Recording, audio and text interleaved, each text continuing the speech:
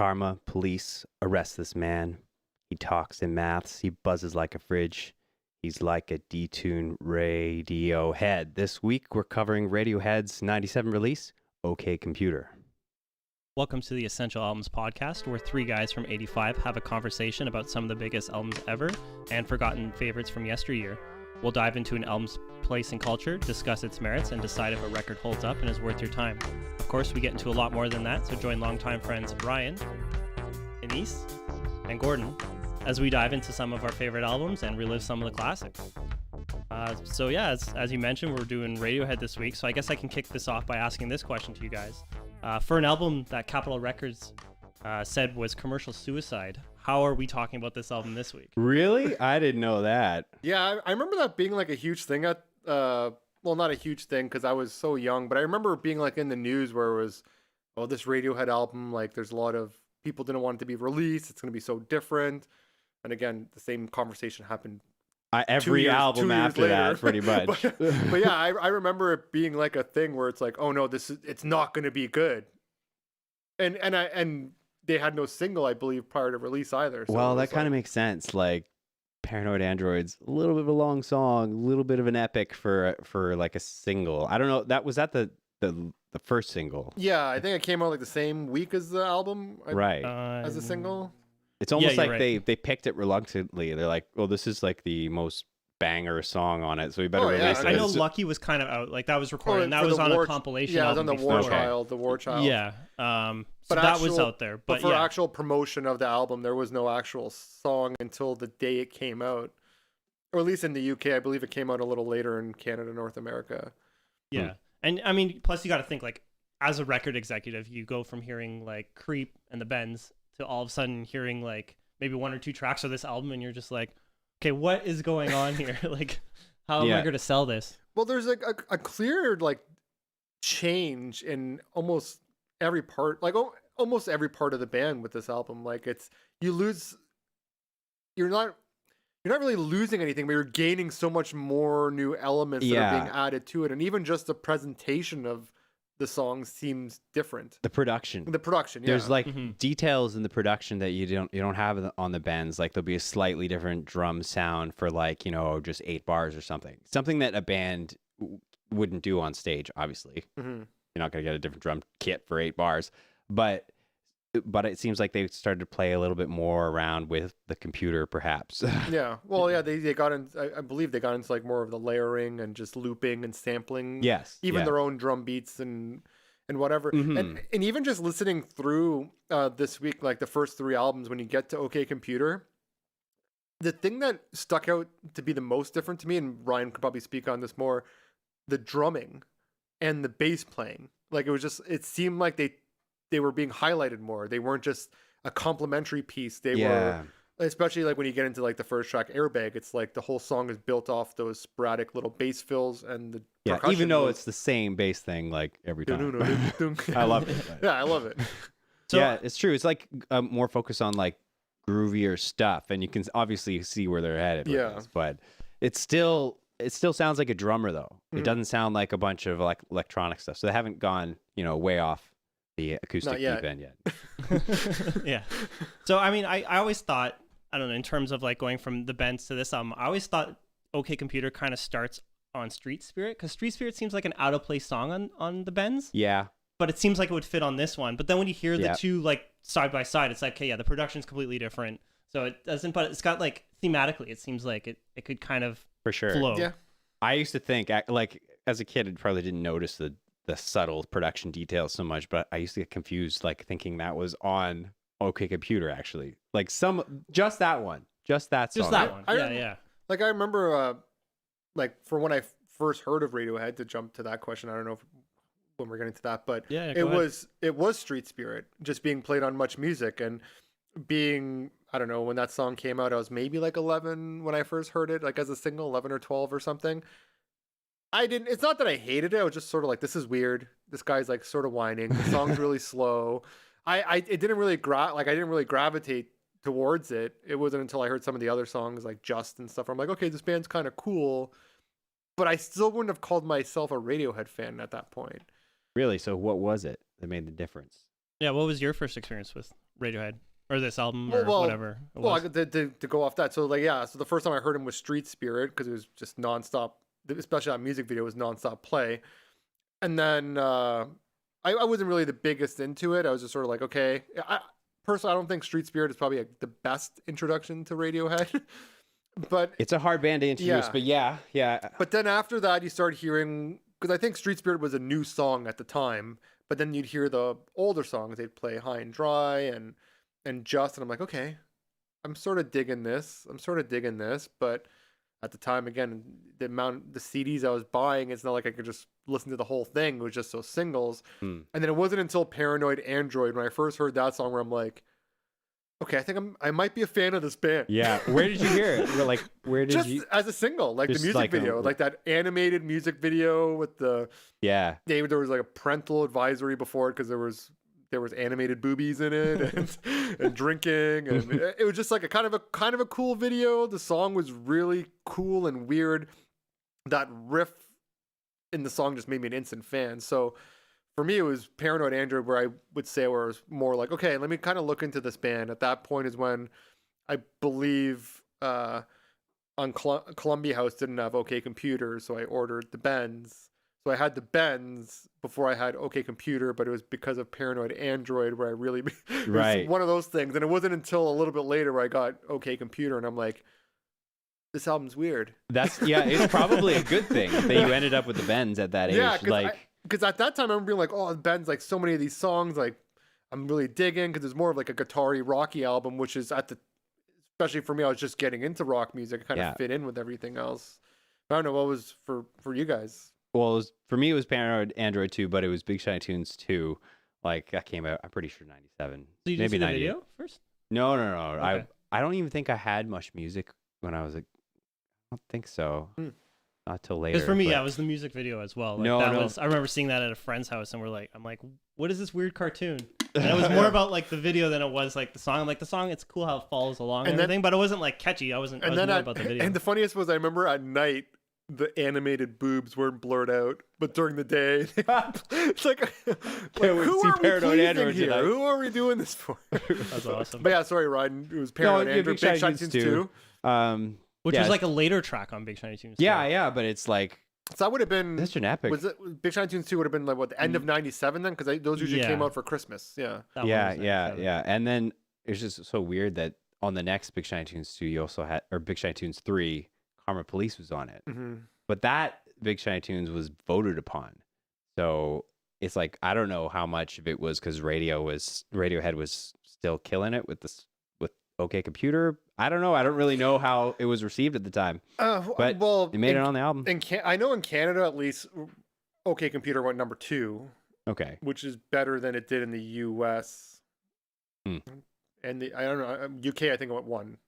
Yeah, probably went one.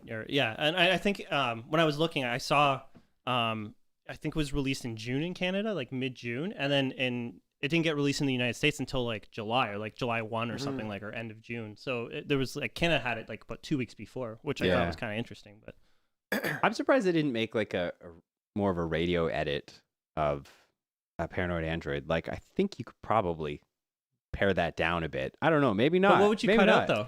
I know it just kind of flows from one thing to the next. So maybe that's why they could. I know for me, a lot of times when they do cut down songs for radio edits, they usually end up ruining the song. Even if you're like, oh, this is a cool song, and then you hear the album version, like, okay, this is a lot better. Actually, I think they did cut out the metronome intro, the little deet, deet. I think they cut that out. So with that, I always thought of it on when I'm streaming now. It's at the beginning of Paranoid Android, but on the CD version, I'm pretty sure it finished off Airbag, and then that didn't exist. I'm pretty sure it was a negative track.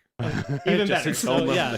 Do you guys remember that? I do. I'm like, what? I remember, like on CDs, you'd have negative. It would go like -3, 2, and then go into the song. I like kind of off topic, but not really, because I think it came out the same year. Beastie Boys album Hello Nasty, they would have songs in the negative time. Like they'd have like a 1.5, 2 minutes song. I didn't know you could have that much negative time. Yeah, I know Korn and like Limp Bizkit have like banter studio. Like they probably messed around with that stuff. Like people would use it. I guess now they have to throw it on somewhere. But yeah, I always took it as the end of Airbag was the doot doot doot. Yeah, I thought it was part of Airbag, and then that's so funny. So yeah, and that's good to get us started. I guess I'll ask this right off the top. What is your current relationship to Radiohead right now? I know they've kind of released stuff. Their last release was 2016. Yeah. I guess I can kick this off. Yeah. For me, Moon was a Moon-Shaped Pool.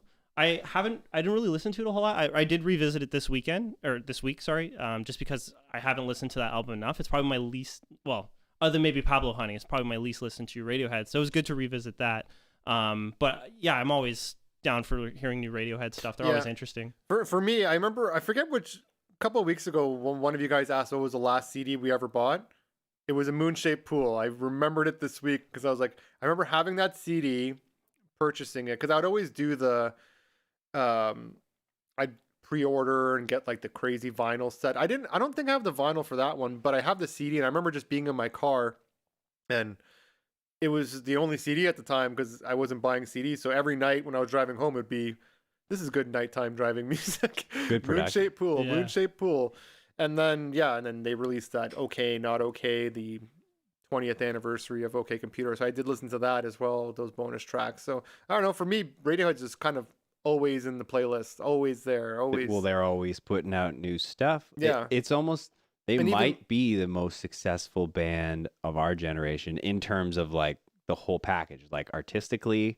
They kept developing. It's not like Weezer where they just like started to become commercial. I would you mean like in terms of their content? Like terms of their content and in terms of like their fan base, like they've had a consistent fan base and consistent respect from the industry. So yeah, it seems like they've never really had a misstep. And I always make the joke that in the 90s, Blur and Oasis were fighting over who is the king of England, who is the biggest band of England or the world or whatever they wanted to say. And as they were fighting, Radiohead was busy becoming the biggest band in England. Meanwhile, good way to put it. Meanwhile, these guys are making them irrelevant. Yeah. They keep, like, for me, it's just that they keep putting out really interesting stuff. Their last album is one of my top 3, probably. We'll get to that later. So, it's just like consistent, cool stuff. I'm always interested to what's going to happen next, right? They're always doing something interesting. Just when you think you're like, okay, I think the next album's going to be more of this. No, it's not. Oh, I think the album they're going to do this again. No, they don't. Yeah. I think they're going to go back to, no, they didn't. I was really happy with Moon-Shaped Pool when I put it on, and it wasn't anything like the previous album. What was the previous one called? The 2011 one. Was that the King of Limbs? Tree, yeah, right? King of Limbs. Right, yeah. It's good, but I just like how they shift a little bit more organically, but still kept the really, high fidelity production. Well, at this point with Radiohead, with me, I feel like they can just drop anything. Like they could bring back the OK computerish sound, and I wouldn't be surprised. They could do another electronic Kid A. Not that I think they're going to go back to a sound, but just of that vibe. And I wouldn't be surprised if anything, because I remember even when like Hail to the Thief and In Rainbows came out, people weren't anticipating those albums to sound like they did. Because it was sort of like, are they going back? I know some people didn't like it because it was kind of back to rock, and where's the weird noises? And right. where's the really sad stuff? Yeah, I mean, given their backgrounds and their talent and stuff like that, like you could see them just doing a full like string album, like classical music album, and like nobody would be surprised. Well, Johnny Greenwood already does that. He already does that on the side, so that's why it's not surprising if they were to go that way. Like just go full Bjork, I guess. Yeah, but at the same time, I think you can see a steady progression of like maybe maturity. It's like they, especially with Moon-Shaped Pool, it just seems very mature. Maybe lacking in some of like the hooks, but it's like it sets the scene and the feel, like almost like a movie. Probably more than any of their other albums in that sense. So for me, anyway. Yeah. So I guess sorry, I forgot to mention earlier when you were talking. I had a weird path to Radiohead. Like for me, I do remember that music video, but I was not old enough or ready to buy that album. I never even crossed my mind to do that. For me, it was probably around 2001 when I was just like, okay, everybody's talking about Radiohead at high school. I gotta let me dive in. So I bought OK Computer as the first one, and then from that it was like, okay, I know Paranoid Android and Karma Police is really good, but like the rest of it's just like, it took me a few listens to get into it. And then I bought the Bends, and that was much easier to get into. I knew Just and yeah, Fake Plastic Trees and all those stuff. That sounded more familiar. Yeah, so it was easier. It was easier to listen to get into. And then I got Hail to the Thief, and then I went back and went to their weirder like Kid A, Their Turn and stuff. But yeah, it was like Hail to the Thief was the third Radiohead album I bought because that came out 2003, and I was ready for that one. So you got through all the rock stuff first before, and then I went back, and then I think it was like Vanilla Sky, where it was like, oh man, this intro I got to go out and get Kid A because like everything in its right place is just such a sweet song. Yeah, I remember when Kid A first leaked and everyone downloading it and everyone had an opinion about it. Yeah, and I just remember thinking, I'm not gonna give my opinion yet. This is like too different. I'm gonna give it a few more listens before I say I love it or hate it. Because people are like, "Oh, I love this, greatest album ever," and then people are like, "I hate this. This is horrible. I want more OK Computer." But it's like, okay, they're doing something different. Just give them a second. It's almost like with this album, the studio needed to be like, just listen to it. Don't. I know you're anticipating another like Benz, or you're anticipating another Pablo Honey, but listen to this for what it is and look at the progression. Yeah. That's the tough balance, because with new stuff, it can sink in, but sometimes you got to just give it some time at first. And if you just write it off right away, it'll never have that chance to sink in. So, well, think when Pablo Honey first came out and Creep was such a hit, they were a one-hit wonder. Yeah. And I think that's their only number one hit was Creep. I don't think they ever had another number one. So they're still a one-hit wonder. Because I think the only other time was when they did that Nude remix competition. So there was like hundreds of downloads of Nude. So that became number one. But I think other than that... Yeah, you mean maybe like a Billboard or something? Yeah, but I think like Billboard-wise... High and Dry didn't make it? No, I think Creep. No. It was just Creep. Yeah, maybe Karma Police? Yeah. I'm just checking. Nope, it's just Creep. Oh, you know that? Okay. I wasn't sure. Yeah, I looked at Yeah. You can guess every song. So I guess this can kick us off with some album or more song specific questions. So this album, I only thought it had 3 singles, but I guess they include Lucky, so technically it has 4 singles on it. So the singles from this album were, the first was Paranoid Android, Karma Police, Lucky was the 3rd single, and then less than a month later, you had No Surprises, which had its video. So those are the only 3 that have videos. I don't think Lucky has a music video. I didn't even realize that was a single too until I saw it listed. I was like, oh, okay. I wouldn't have expected that to be a single. Yeah. Good ending, but it's a long wait. So what do you guys think is the biggest song from this album? Paranoid Android. Really? I thought it was Karma Police. Yeah, I'm on. I guess it is Karma Police, but for me, I don't know. It just seems like Paranoid Android. That feels like the flag. I know when you see them live as well, that gets the biggest pop. I was almost surprised to see that it wasn't like, well, Creep is the most streamed, but I was surprised it wasn't like top 3 or even top 5.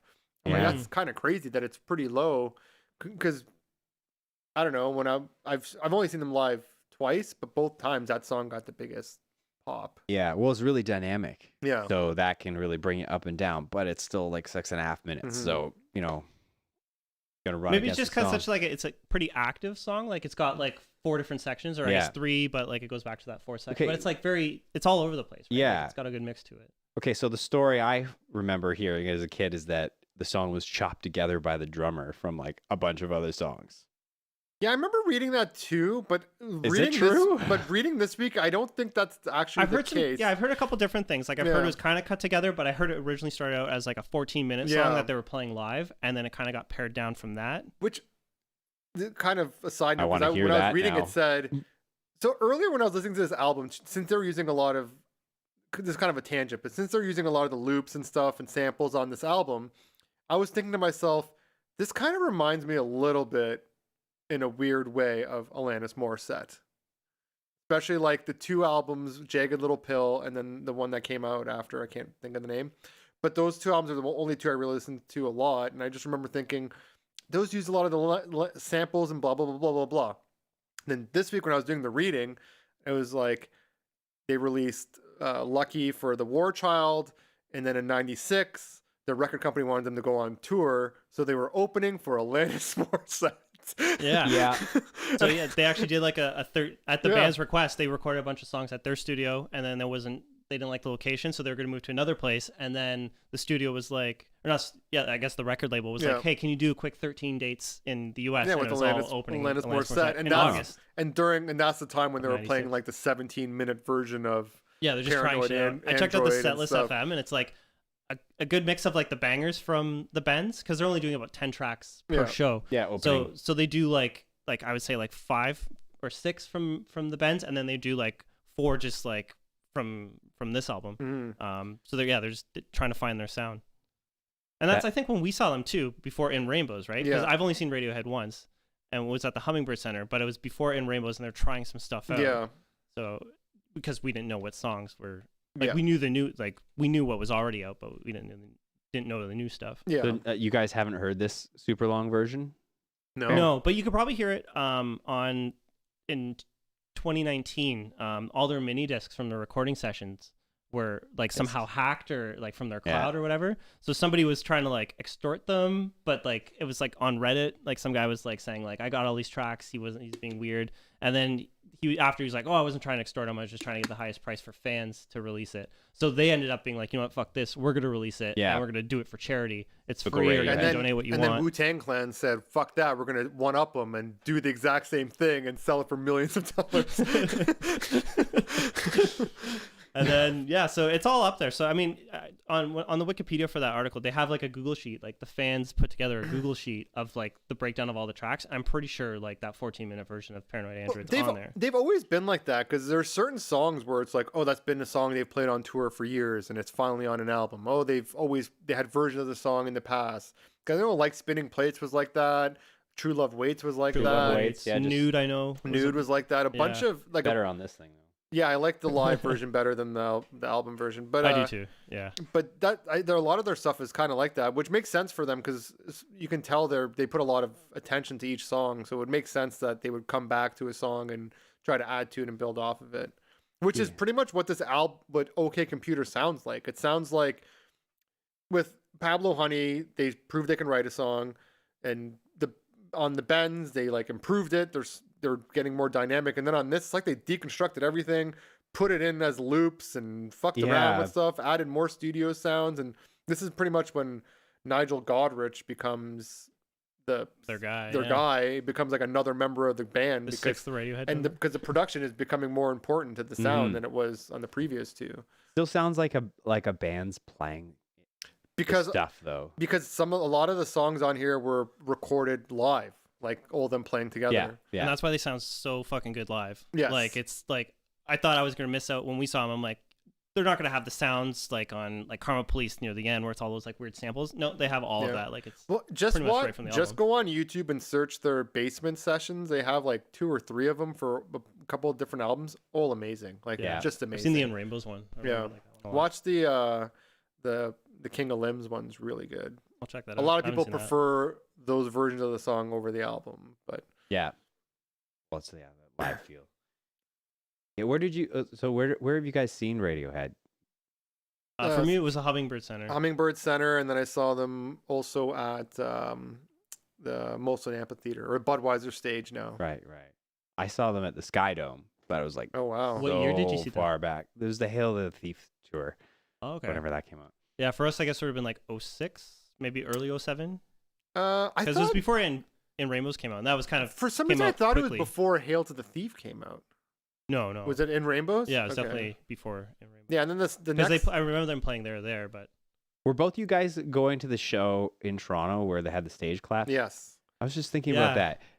I bumped into you walking down the street. I'm pretty sure. No, we all went together. No, I didn't go. Oh, you didn't go? I was playing a gig, and I was like on a break, and I heard there was music downtown, and I passed you guys.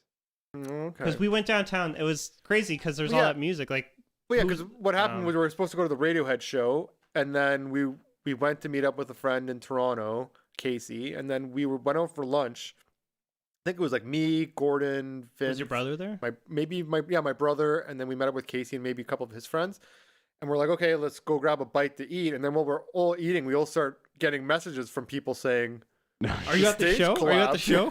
We're like, what the hell? And then we're all sitting there like flabbergasted, like, okay, we're all here. We're all like ready to go to a concert. What are we gonna do now? And then that's when I said, hey, the Flaming Lips are playing a free show downtown Toronto. This worked out perfectly. And I just saw them the year before, and I'm like, it's gonna be amazing. Yeah. So I walked around the corner and showed up at the Flaming Lips right when the confetti blew out. Yeah, because I remember we got to that stage, and Portugal the Man was on. I think Of Montreal was there. Yeah, I think Of Montreal was there too, but I think it was, yeah, because I remember seeing Portugal the Man and then Flaming Lips. Yeah. Flaming Lips saves the day. Yeah. Because I remember hearing about that free show and thinking, fuck, like I would 100% go to this if it wasn't for fucking Radiohead having to be in town. Yeah. Making me pay like $200 to go see them. You guys get refunded for that, or? Oh, that's a whole. So I bought the tickets for everyone on my credit card. Oh. And everyone gave me money. I paid off my credit card. And now I have to give everyone the money back. You just got this gigantic credit on your credit card. It's not cash. It's just credit. Brutal.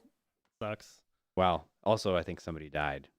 That's true. Yeah, that was a whole lawsuit. I don't even. They haven't come to Toronto. Yeah, since. has Radiohead been back to Canada? Canada? Oh shit! Come to Toronto since. So it's kind of. I don't know if they're like have beef with us now or.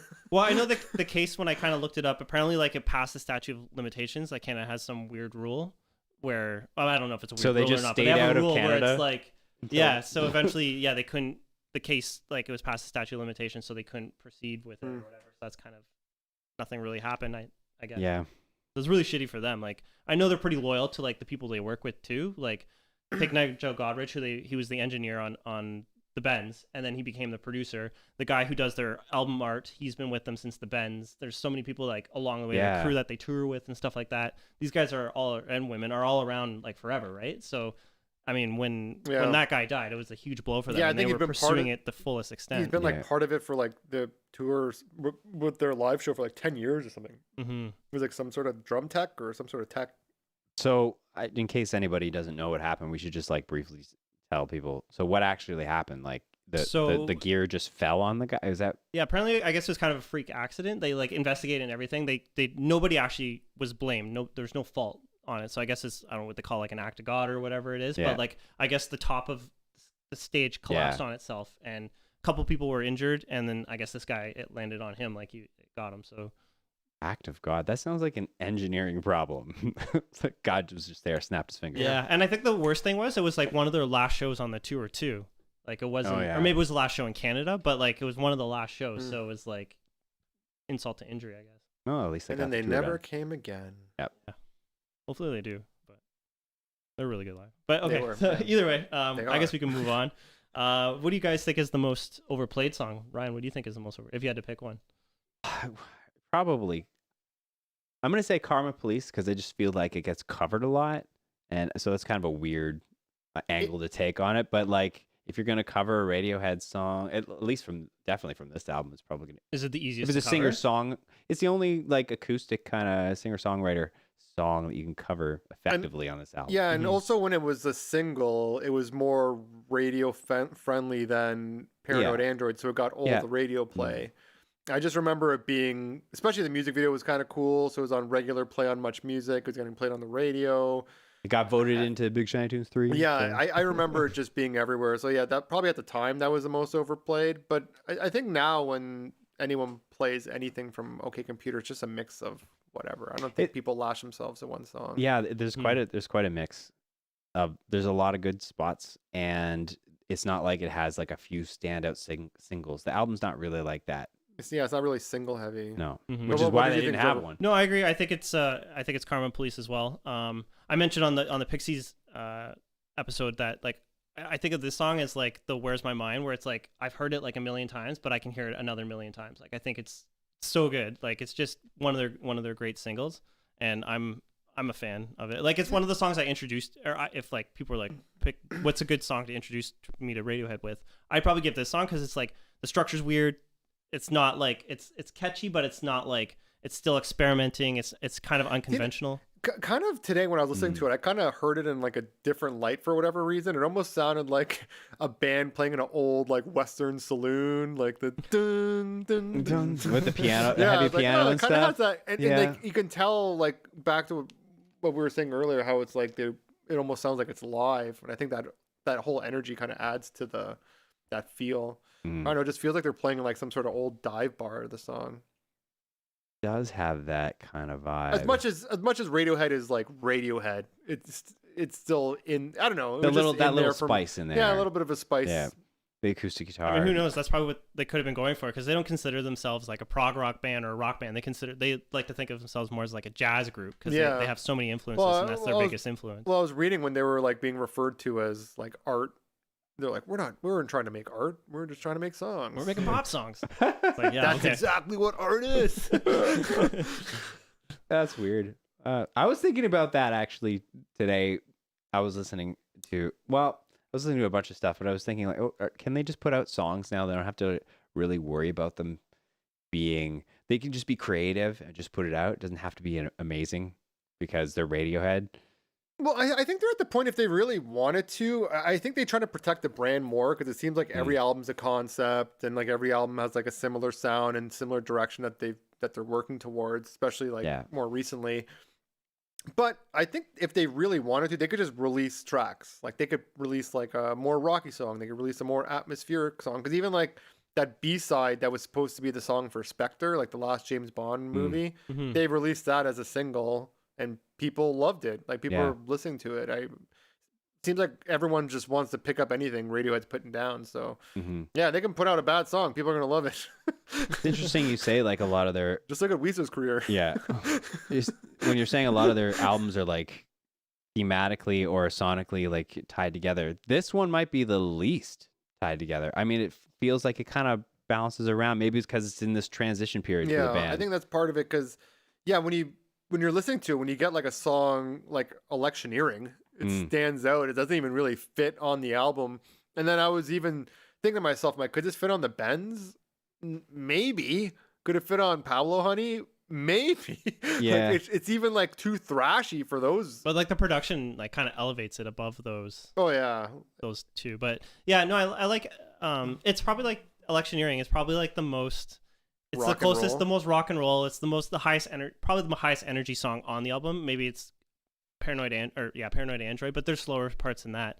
So I don't know. Like, yeah, that one feels like the most straight up kind of rock song. Yeah. Yeah, I remember having high hopes for that song, but the thing is, the reason it wasn't a single, it could have been, it just didn't have any like strong hooks. Yeah. Really great guitar, like that lead Beatles guitar Revolution, really crunchy, shreddy sound. Love it. Just needed a hook.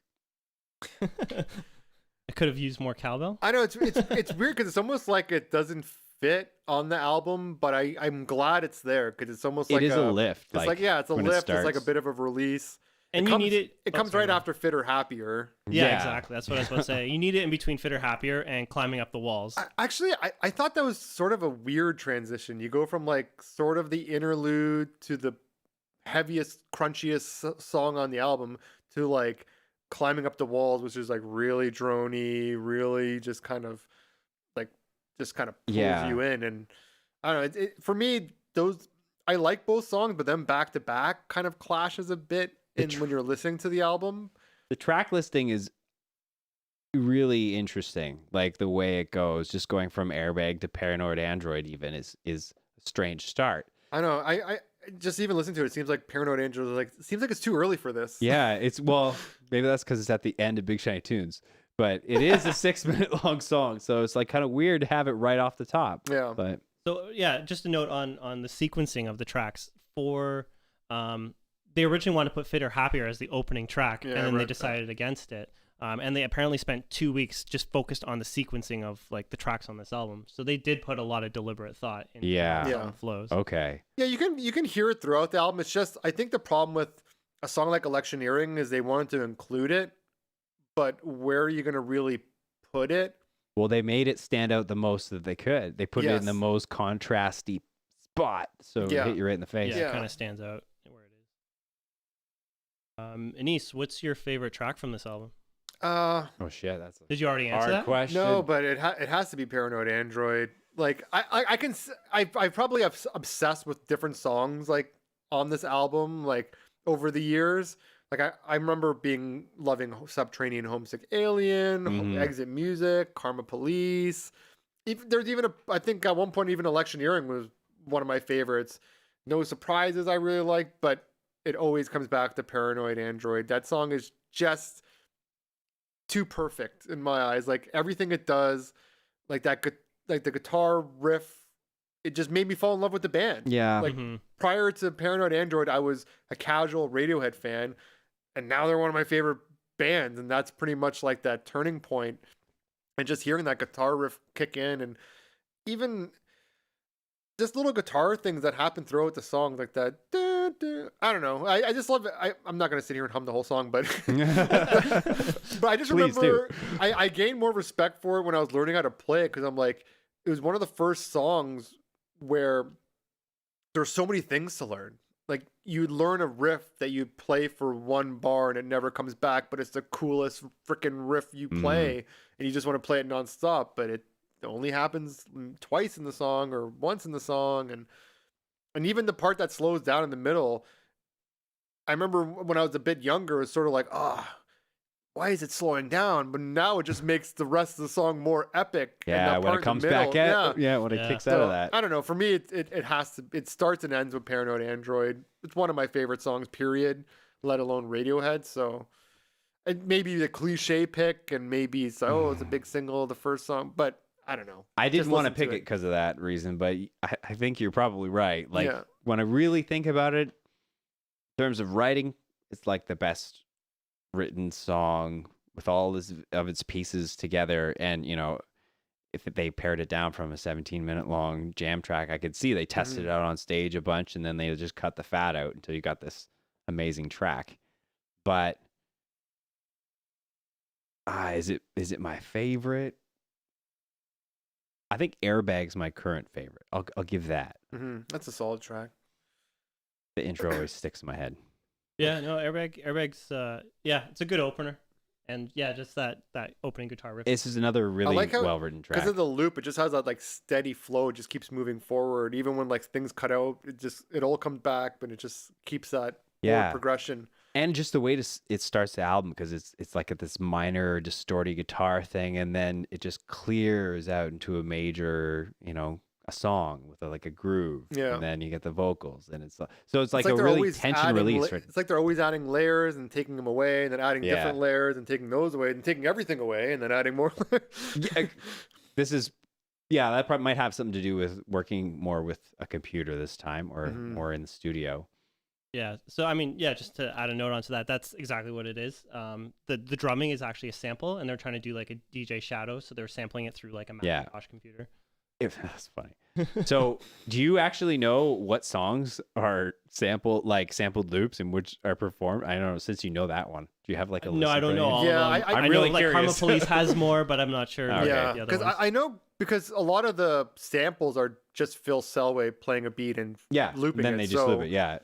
When they play it live, it's not like they're playing the loop. He's probably just playing it. Yes, yeah. But you can tell like at the end of Airbag where it like kind of cuts in and out and stuff. Yeah, it kind of gives you like a different flavor to the beat, because it's one of those things where you're listening to it, it's alive. You can tell it's a live drum, but your brain is telling you this is like looping. Yeah, it's almost like a subconscious. You're hearing. There's no the drum loop. fills. Yeah. It doesn't sound like organic, even though it is organic. Yeah, it does sound kind of robotic. It's organic. It's like, is it organic snippet? That's what it is. Yeah. It's funny because like this practice now, we're talking about it like it's some sort of cutting edge technology. It was back then. Nowadays, 90% of the songs you hear are, this is how it's done. Yeah. So back then it was just like, this is like a novel idea. But now it's like, why play the drum beat over and over and over again? Why didn't you just play it once and loop it? It's harder. Like, I mostly record that way. I do like the whole track, but I'm always tempted like, this would be so much easier if I just would loop this and it would be perfect for the 4 bars. Well, the thing, it depends what you're going for. Whereas at this point, the album's called OK Computer, so they're looking for the future. There is like I know we talked about it a bit with Muse, but there's like a sci-fi element going on this album. Like when you listen to for sure, like Subterranean Homesick Alien, like that song takes place in space, or even like dystopian technology kind of standpoint. Yeah, the robot talking. Yeah, I love that in Subterranean Homesick Alien. It just sounds like you're in space. Like the guitar sounds like a shooting star. Yeah, that's a good track. I just love the how they do the play on the Bob Dylan song. Yeah. That's pretty cool. What's your favorite song, Gordon? My favorite is Karma Police, but I just want to talk a little more about Paranoid Android. Okay. Go for it. I've already talked. Gotta pay respect. I've already talked a lot about Karma Police, so I'll talk more about Paranoid Android. Just some things I wanted to add. It was a few years later. I think I saw George Strompalampis say it about the robot or the android underneath being like, I may be an android, but I'm not paranoid. Mm-hmm. Like, I didn't really hear that until like it just kind of plays throughout the song randomly. So it's like all these layers that you find. Yeah. Hearing it over and over. I noticed that because 97 was the year I got my Discman, which I talked about in the Daft Punk episode. So when I had the Discman, I'm like, oh shit, there's like a robotic voice in the back of this. Yeah, it's really one of those things. Yeah, headphones you probably catch it the best. Yeah, but yeah, on the remastered, it's funny you mentioned Strombo though, because I remember when I was seeing them at the Budweiser stage, there was like a huge lineup. Everyone's waiting to get in. Stromalopoulos walks in front of everyone. Oh yeah, man. Walks in the VIP. gate. What a dude. Like, who are you? Elite. It's like, I'm George. Hey. Yeah. And then my other favorite part lyrically is just like when it comes out of like that slower part where it's like the God loves his children part, and then like super sarcastic. Yeah, it's like it's great. Like it's just like the whole idea or the whole theme of like God just forgetting about his children or not caring anymore. It just totally fits this album. And that song, it also has like that sinister sound to it, especially like at that point of the song. It's when I am king, you're back against the wall. Yeah, sounds very evil and. Yeah. So what is it about? Like, awesome. I kind of thought it was maybe this is just my young mind, but like about artificial intelligence or something. Well, I think the whole concept of the album is a lot of that. It's like artificial intelligence, like it's all like, but a lot of the lyrics were written differently. They were saying they didn't want to go like introspective. It's more just like catchy slogan type lines painting that are a picture. Or just kind of. Yeah, just sort of. So it's up to me what it means. Pretty much. If I want to tie these lyrics together. I remember when this album came out, and I think even more so when Kid A came out. When Kid A came out, it came out with like more lyrics that weren't used on the album. So his writing, like in the booklet, like there was lyrics that were, I think it was in the booklet or maybe just released online. And even in this, like Fitter Happier was more lines he had written, but he didn't want to sing it or something. Oh, okay.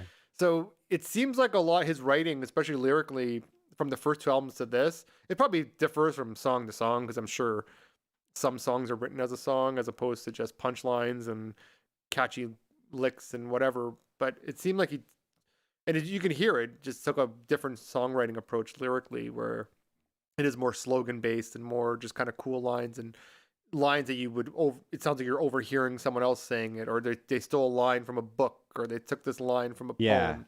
It just sounds but just mashed together and interpreted how you want to interpret. I feel like there was a lot of that going on in the 90s. I feel like a lot of disjointed lyrics and stuff. In a way, it's easier to write that way because you don't have to have a connecting theme that's so overt, and then you can just pick whatever one liner feels the best for that part of a song.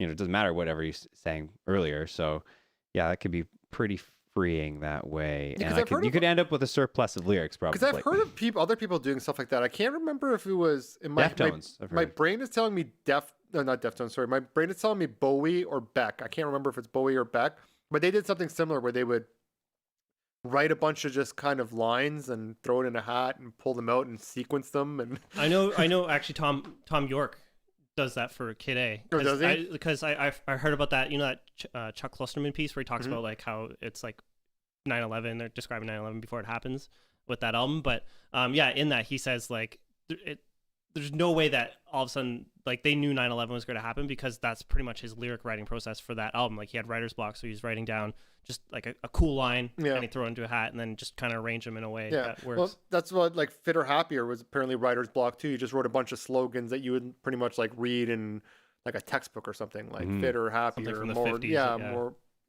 so it's a brainstorm. Just a different way. It's an interesting way of writing, I think, because for me, I'm not really the guy who dives deep into the lyrics. So for me, just give me cool lines, cool slogans, and I'm happy. Has its place. Yeah. In the 90s. So like how many love songs are you gonna write? Or songs about being a robot or a trampoline. Yeah. Well, that's what Phil Selway, I read a quote saying that the last two albums, they got like super introspective, and it was like they didn't want to go into that place again, like lyrically, because every song, you don't want to be emotionally drained writing every song. Yeah, I did see something like that where he wanted to kind of make the anti-bends, or like complete opposite direction of what they were doing on the bends. Right. Yes. One song, like, it's funny that you're mentioning like just having cool lyrics, cool lines. I feel one song that falls right into that is Lucky, where it just seems like it's like a bunch of just cool lyrics, and like it has an overall theme, but it feels kind of similar to like Everlong in a weird way, where Everlong's just any lyric from that song is like legit, like it's sick, it's so good. Everlong's a much heavier song, so you probably couldn't put them on a playlist together, but like for example, like in Lucky, where it's like the head of state has called me by name, but I don't have time for him. Like that's just like awesome. Like that's really cool. Yeah.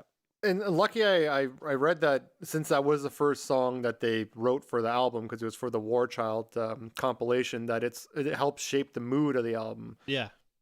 So it's pretty much they kind of built the sound of the album off of Lucky. Huh. And it's crazy how that song came together, how quickly, because they did a song 5 hours or something. Yeah, because apparently like it was what's his name, Brian Eno, who like pitched the album, and the premise of the album was like he'd get like a bunch of bands to make a track each band and put this album together in 24 hours. So Radiohead had to work quick to do it, and so they worked with Nigel Godrich on engineering, and he produced one track on the bends. So they were like, hey, can you do this for us? And they worked together. Everything went really well. So that from that point on, it was like, okay, this is, I think, the direction we want to go, like with our next album. And then there's also another point, just a weird random side note I'll just mention now, but like this is around the time when they were touring Baz Luhrmann with Alanis Morissette. Baz Luhrmann approached them, and he was like, hey, can you make a music, like, here's the last 20 minutes or 30 minutes of my movie Romeo and Juliet. Can you make a song for this? So they wrote exit music for a film.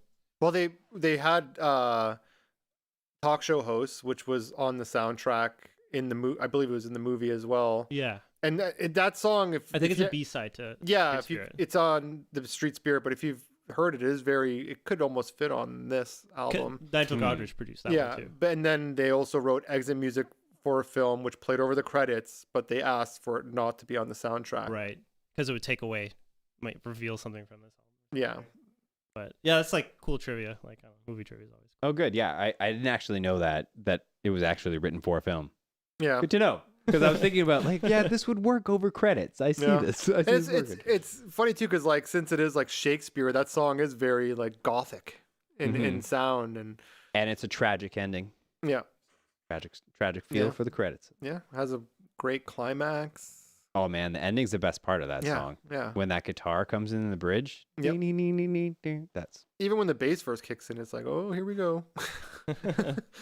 Yeah, just the lyrics too, the way it ends, like, we hope that you choke. Like, it's so good. It's great, especially when you're a kid hearing these lines. It's so like, quotable. Yeah. Like, I'm sure my mom loved hearing me say them around the house. If my mom heard this, she'd be like, what is he saying? I don't even understand. Like, is he speaking English? Yeah. I think I brought some lyrics in. I don't remember what band in school, like in English class, to analyze the lyrics. Like some 90s band, these lyrics aren't going to make any sense. I remember bringing Digital Bath. Oh, yeah. Nice. Yeah, there's no cohesive theme here. And yeah. Like, I'm worried about you. Are you cutting yourself? Why are you wearing long sleeves? Yeah. Really hot out. So I guess I'll let Ryan start this one off. Which track do you think is the most underrated? It's hard to take arguably one of the greatest albums ever by a lot of people's standards. No, I think there is a lot of underrated tracks, but I'm just trying to figure out what the most is. I think Airbag is underrated. I think No Surprises is underrated. That's really good. Climbing Up the Walls is super awesome, groovy thing. Kind of foreshadows things to come. Underrated. I'm going to give those three. I love No Surprises. Subterranean and Homesick Alien as well. Yeah, I love No Surprises though. It has that. Yeah. And it sounds like a music box. I guess that's what they're going for, but it sounds like a music box. And coming off of Bjork last week, who legit used music boxes. Yeah. It's like, yeah, it's kind of cool. It's a very pretty sound, and especially when the bridge and the chords change, it's very pretty. Yeah, very soft. Yeah, I mean, for me, no surprises. Like listening to a bunch this week, it feels like it's kind of taken on a new meaning with like like with the pandemic and like the themes in that song and everything like that. Like you hear it and it's all pretty and nice, and then you get it like going for a closer inspection, you listen to the lyrics and stuff, and it just feels like that perfect pandemic song where you're like, I'm not seeing anybody, or I'm not like close to anybody. My main source of media or information is like internet or cable TV. Everything seems like it's going to shit outside. I just want to like lock myself in my room and just like not do anything or not be near people. Like, and that's probably not a good thing, but like I feel like the song is just kind of hints at that really well. I think a lot of us can relate to that for sure. I was putting for the underrated. We talked about it earlier, but I was saying electioneering because I know for me it's one of those things where when I was younger, I loved it, but now I'm not that I skip it, but it does kind of not really fit with the rest of the album. So I can see how probably a lot of people would be like, "Oh, it's the rock song on here. I'm going to skip this," especially if you came into them from the other direction. If you came to them from the newer stuff, I can see you kind of pushing that song to the side. But it is a good song, like we were talking about earlier. It's a good song. It's probably their heaviest, thrashiest song, and I don't know, it's not their best. No, but some great guitar work on that. Yeah, I just think it probably maybe not have been on this album. But maybe they needed to bridge it, you know? Yeah. So, and this is a transitional. Like if Paranoid Android was the only song with any rock out sections, it might be. That's true. Yeah, maybe it does provide a little bit of a balance for Paranoid Android. For me, my underrated, I put Climbing Up the Walls. I think you mentioned that one as well. I just like the way that song sounds. Like it sounds like the song lives in like somebody's mind who's like giving into their anxiety or just like going crazy, like the distorted vocals and the way he just kind of screams at the end, like the climbing up the wall, and ends with like a dramatic scream. Like it's a pretty good song. I get kind of like a little bit of In Rainbows vibes from that one, maybe just like a little bit of just the way the groove works. I don't know. I got a little foreshadow. I got some funny things about that after. We can talk about that after. But yeah, there's some connections I think there. There's a lot of conspiracies and stuff. But really, yeah, it's pretty interesting. So I guess this can take us to a track you skip. How do you guys feel about Fitter Happier? Do you guys listen to that one all the time, or do you skip that one? No, I skip it. Why would I listen to it? If it was like a 30-second thing, I'd probably be more inclined to just let it play through. If it turned into a Daft Punk song, if it was in the negative sound, it it just goes on for too long. Because even like first discovering it, like as a kid, being like, "Oh, listen, this is just like a robot talking." It's like, why is it 2 minutes long? Mm-hmm. Yeah. Like the weird background noises and stuff kind of are cool. Like it's weird. It's weird. It's great where it goes, but it's just the monotone robot voice over and over. Like to me, it just tied up the theme of the album. It's like, okay, follow this Big Brother like statements and okay, computer. Well, for me, because I always look at songs you skip more as what songs I don't go to. Yeah. Because if I'm throwing on an album, I'm usually going to let it play through unless a song is really bad. Like unless I'm skipping Salmon Dance when I'm listening to Chemical Brothers. Like a song has to be really bad. But on this album, if I'm listening to it, I'll probably let Fitter Happier play out. But I don't think I've ever just gone straight to Fitter Happier. No. I can't wait to hear this. Can you comment and let us know? Fitter Happier is my favorite track. Imagine it's like, what's a good Radiohead song to get into them? Have you ever heard Fitter Happier? So wait a minute. They're not making art. This is just pop songs here. That's what that is. Yeah, I guess so. Fitter Happier. So I guess we could all agree. I mean, it seems like a consensus. I've talked to other people about this track and stuff like that. It seems like everybody I've talked to skips that song. It's not a song. It's not a song. It's more like a skit. But it's like the only other thing I can see is because the album is a little longer in the tooth, especially like their first two albums are like a lot shorter, and their newer albums are also the new album's a bit long, but I think Kill the Thief is like the longest, but everything. Yeah, but I could see like by the time you get to like Lucky Tourist, I can see if someone maybe sort of would stop. But those are all great songs. It's just I feel because since it ends with No Surprises, Lucky, and The Tourist, it's like three of like the more the slowest tracks kind of to end it off. So I could see, I don't know, I could see someone maybe stopping it at that point, or maybe even like a 12-year-old Denise stopping it at that point. Because I always try to look at it in the eyes of like when I was that age. So I wanted more rock. I would have probably been like, they should have like 2 electioneerings on here. I think they got one Fitter Happier and one. Yeah. I think part of it, like because the album it doesn't put you in a consistent feel. Depends what kind of mood you're in. Like I'll listen to different parts of this album depending on the mood. Yeah. Like I was walking downtown the other day, I had different songs on that I was skipping to, whatever was in my mindset right there. Yeah. And so, I mean, yeah, it's not a straight listen through album for me. Usually it's like skip here or this collection of songs here. Yeah. Yeah, no, I agree. And it's just not consistent, and it's good. It's good that way. Yeah, I mean, it's hard to like cut that. Like, I wouldn't say cut that track from the album because it ties the whole like kind of. It doesn't tie it, but it's like it's part of the overarching theme of it, right? Oh, Fit or Happier, yeah. Yeah, I mean, it was supposed to be the intro, and it is like in the middle, so it kind of acts as like a interlude type thing, but it works with the title of the album. Yeah, the robot talking, computers. Yeah, it totally makes sense for it to be there. I think my friend Mike back in high school. I think this before I heard the whole album because I only heard like the singles. That's the track he played me. He's like, check out this album. Pretty sure because I remember listening like, what the hell is this? That's hilarious. Right.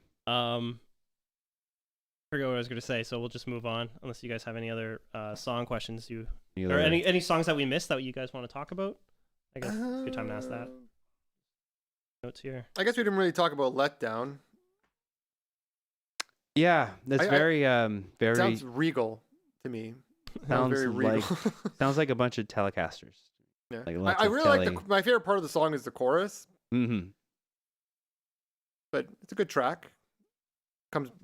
Yeah, it's a relief. Like after exit music. The biggest downfall for me is it comes between like two songs I really like. So like Exit Music and Karma Police, and it's kind of in between that. So I don't revisit it as much as it's probably one of the songs I revisit the least, but it's still a great track. I actually like it more than Exit Music. Oh, really? Yeah, I do occasionally skip Exit Music, but that's again just like depends what mood I'm in. Yeah, the mood, because it is like a lot. It's like a journey. I can see if you're not ready for that ride. Yeah, I mean, I don't really have too much noted here for that one. I like the way it kind of ends with like the guitar and the weird electronica sounds towards the end. I think it's a good song that functions well between like Exit Music and Karma Police. But yeah, I it's not like a favorite. It'd probably be like out of if I had to rank all 12 tracks, it'd probably be like 9 or 10 and somewhere on there. How do you guys feel about the Tourist? Yeah, I was Is gonna say, that something that you might skip, or it's a little bit longer? I like it though. It does go a little bit long, especially you feel like the song is done. There's still like 2 minutes to go. But, it's like almost 5.5. But I do like it. It's very dreamy. You're kind of back in space, like you were with Subterranean Homesick Alien. I don't know. I think it's a good closer. It's a great way to end the album. Very acoustic-y. Mm-hmm.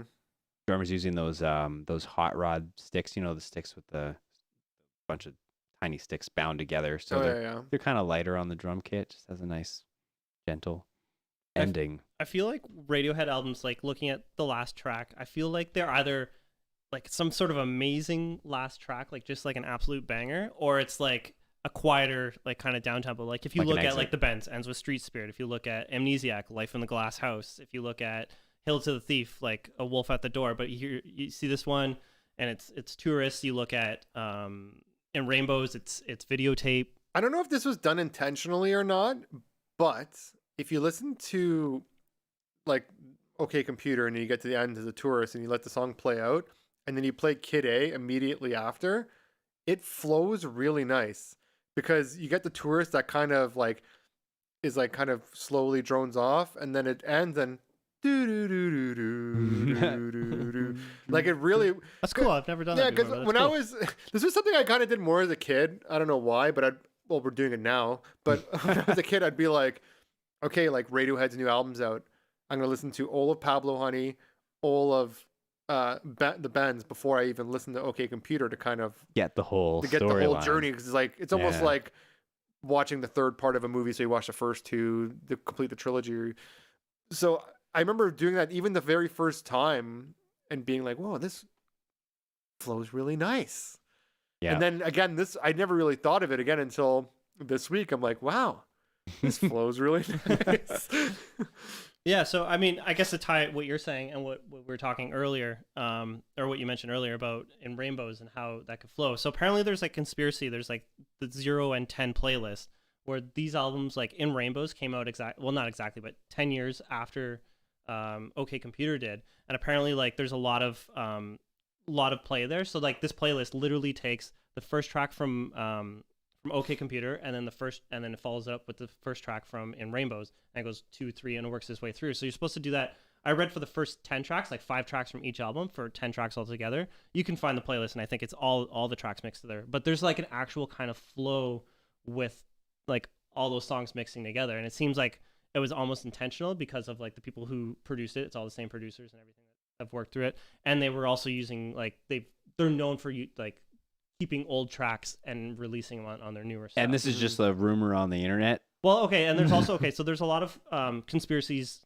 that was generated by the band when In Rainbows came out, because they announced 10 days before the release that they were releasing an album. On the actual album, it has like Radiohead like In Rainbows or whatever, but like some of it you see the number 10 twice, like it's specific. Oh, okay. So there's a lot playing there with 10, like 1 and 10, and 0 and 1. And OK Computer was originally supposed to be called 0 and 1, not OK Computer. That would take a lot of work to intentionally write the whole album so it fits weaved within OK Computer. Yeah, it would. Like, I think that's more a case of just fans being like, "Whoa, check this out." There's more there. If I play the album in reverse, it sounds like a devil. It's like the Dark Side of the Moon, Wizard of Oz, Dark Side of Oz type thing. Right. But that's real though. That's real, 100%. I mean, it works. Like it's hard to deny it. So yeah, I always thought that was kind of an interesting theory, and then I'm like, I should try that out, and then I just looked up, and you can just find it on Spotify. I also read if you play Weird Al's Bad Hair Day along with Joe Dirt, it lines up. I don't know if it's true though, but I heard that. That's awesome. I hope it's true. Right after this episode, that's what happened. I think everyone should try it. We're gonna do shrooms. We're gonna do Joe Dirt and Bad or Weird Al's. So I'll hand this to you. You can show it. I don't have a whole lot of room. No. Let's go. So this gets us into the album artwork. So the main points that I have here, I think we've mentioned before. Original. Pull up the notes. So they've used the same art guy or cover art guy since the Bends. That's awesome. They all have a consistent look, all their album covers. So it's like a style. I didn't know that it was the same guy. But. And then so his name. Even on the back, because I just No, go ahead. Like on the back of the album, because I was gonna say this earlier, but I couldn't remember if I was 100% right. Fitter Happier is literally just written in small letters. Yes, it's not a song. Because when you look at the numbers, it skips track 7, but then you see it in small little letters right there. It looks like the what was that O.J. Simpson book? Like if I did it, but then the F is like inside I did it, so you have to really look. So yeah, I remember the artwork. Like okay, so it was Stanley Donwood who does the artwork for them, all their album art, and I remember just opening up as a kid and reading the lyrics, but then the lyrics aren't like the same. They're mixed up, or they're kind of like all over the place, jumbled up. So that was obviously intentional to add to the theme. Here you go. Here's an iconic image. More. Look at that. Nice. Look at that. That's where that started. And then I also read like a lot of what they did for the artwork is like they have notes, but rather than do like an edit or undo edit kind of thing, they would just cross it out and like leave that in the original. Like so it's pretty much all authentic original kind of that's notes cool. and stuff like that. So that's pretty cool. Which is interesting because that's very organic for an OK Computer album. Right. There's still some humanity in it. Yeah. It's the transition, right? Yeah. Before the computers took them over on the next album. And that was Anissa's vinyl for today. Yeah. I love showing off the vinyl. It's like so much bigger and clear. Like you got the jewel case. Imagine you had the little CDs. Like... I know. This is another CD I had to purchase twice. Really? Yeah, because the first copy I had was just got so beaten up and overplayed. I think I may have even lost it or something, and I had to rebuy it. I remember there was a random note, but I remember... Oh, no. This is what happened. So when you would play it, it skipped during Paranoid Android. Oh, maybe someone listened to that song too much. It skipped during Paranoid Android and one other song I can't really remember. And then I was like, okay, I can't live like this. Like I have to. Fitter Happier. No. It's like watching a VHS like too many times or something like that. Yep. But I remember when we went, there's in the mid 2000s, I think all of us we rented that cottage in Collingwood. Oh yeah. And I remember I was driving in your car. I got a ride with you, and I think you had this album on in your car, and it was like, just it seemed like all week it was like just constantly going. Like you didn't change it, but like nobody cared. Yeah. So it's like blast from the past, but like you shouldn't care. And what year was that? Because the album would have been. I just remember being mid 2000s. Yeah, it was pretty old. The album would have been point. like almost 10 years old at that point. Oh yeah, for sure. Was that end of high school? Maybe that's when I rebought. It was like 04 or 05. Maybe I just rebought it and I was all happy. Yeah. Got to get a new scratch on this. Copy. Got to scratch this up. Break this in. Let's put Paranoid Android on repeat. But it was back. I don't think you had like a disc changer in your car. Because was that the Sunfire? And it was pretty old. Oh, I would have been like a aftermarket CD player. Yeah, so you one at a time, I guess. Yeah. So I guess this can take us to some more general questions about the album and the band. Real quick, how often is this album in your rotation, Ryan? Like I said, songs will come up quite a bit actually, because I mean, like I've taught Karma Police quite a bit. But like some songs like No Surprises comes in quite a bit. Airbag. Yeah, just Airbag pops into my head all the time, that intro. Yeah. So I'll just like randomly start singing it. Like it's not like I listen to OK Computer all the time and that's why. It's like just in there, background. Yeah. So that'll trigger a listen for a little bit, but yeah, I'm kind of listening like a lot more to the new album. That's what I've been listening to. Yeah, that's the thing with Radiohead. They've just constantly released stuff, and yeah, for me, like this album specifically, listening to from beginning to end, maybe once a year, once every other year, but it's more so tracks off of this album and older albums, because at this point their discography is so big that you don't have to go revisit an album if you have enough other tracks. You have your personal favorites from every album that I jump to a lot more than an album. Especially now when you have like Spotify, you're not really throwing. Whereas back in the day, you throw in the CD, so you were forced to listen to that whole CD. Right. Whereas now it's like, well, I can play exit music, and then I can jump and play like past tense from the new album, and then I can jump over and play Reckoner, and then I can jump over and play. You have so many more options of songs now, and like what Ryan was saying, their songs fall into so many different, depends on your mood. Yeah. So it could be that similar mood on like 3 of their 4 or 5 or their different albums. There are songs that you can couple together. I could see myself listening to like a few Rocking Ben's songs and then adding Electioneering or something, just because. Like I don't think a week goes by where I don't listen to a Radiohead song. And like, does that sound crazy? Sounds about normal. I've missed them. I've missed them some weeks, but no, like I'm not saying that it's like I make sure I listen to Creep every morning. It's just that I have enough of their songs on playlists and like it's played enough in like other friends putting it on or just hearing it through other media or Radiohead being in the news. In one way or another, you're gonna hear something. Like it was just like, oh shit, it's the 7th anniversary of this album. Let's go back and listen to it. Oh, let's go back and listen to Just as well. Oh, let's go back and listen to this. Oh, we're having a 90s day. We're playing old 90s stuff. Let's listen to High and Dry. Let's listen to Paranoid Android. Like they're been around for so long and they're attached to so many different things and so many different genres, so many different eras that you can there's a song to play in any situation. Yeah. For me, I think I'm a mix. I don't get song specific, I don't think, but usually like if I'm in a certain mood for an album, I'll throw that on and say if I want to hear disc 2 of like In Rainbows, just because that's the mood I want to hear. Or I'll dive right into Radiohead and I'll do like, okay, like this week it's like, I just want to listen to like the 90s stuff. I'll listen to that, get that out of the way, or listen to that. Like the other thing with Radiohead albums is like you can listen to them over and over and like they're always consistently good. Like they never lose their shelf life. Like you can listen to it whenever and you'll like it. Yeah, I don't sound. Nothing they've done sounds dated. Really. Like no, because even like I was saying before we started recording that I always like to look for reference. Like what else was I listening to around this time? When I looked it up, it was like The Color and the Shape, Freak Show, Natalie Imbruglia. Like it was just nice. It seems like it's so weird that it came from that era, because when you think of Silverchair, like a song like Freak, it almost feels like that song is 20 years older than anything off of Paranoid, off of OK Computer, sorry. Or like it's a lot older. It doesn't seem like it came out at that same time.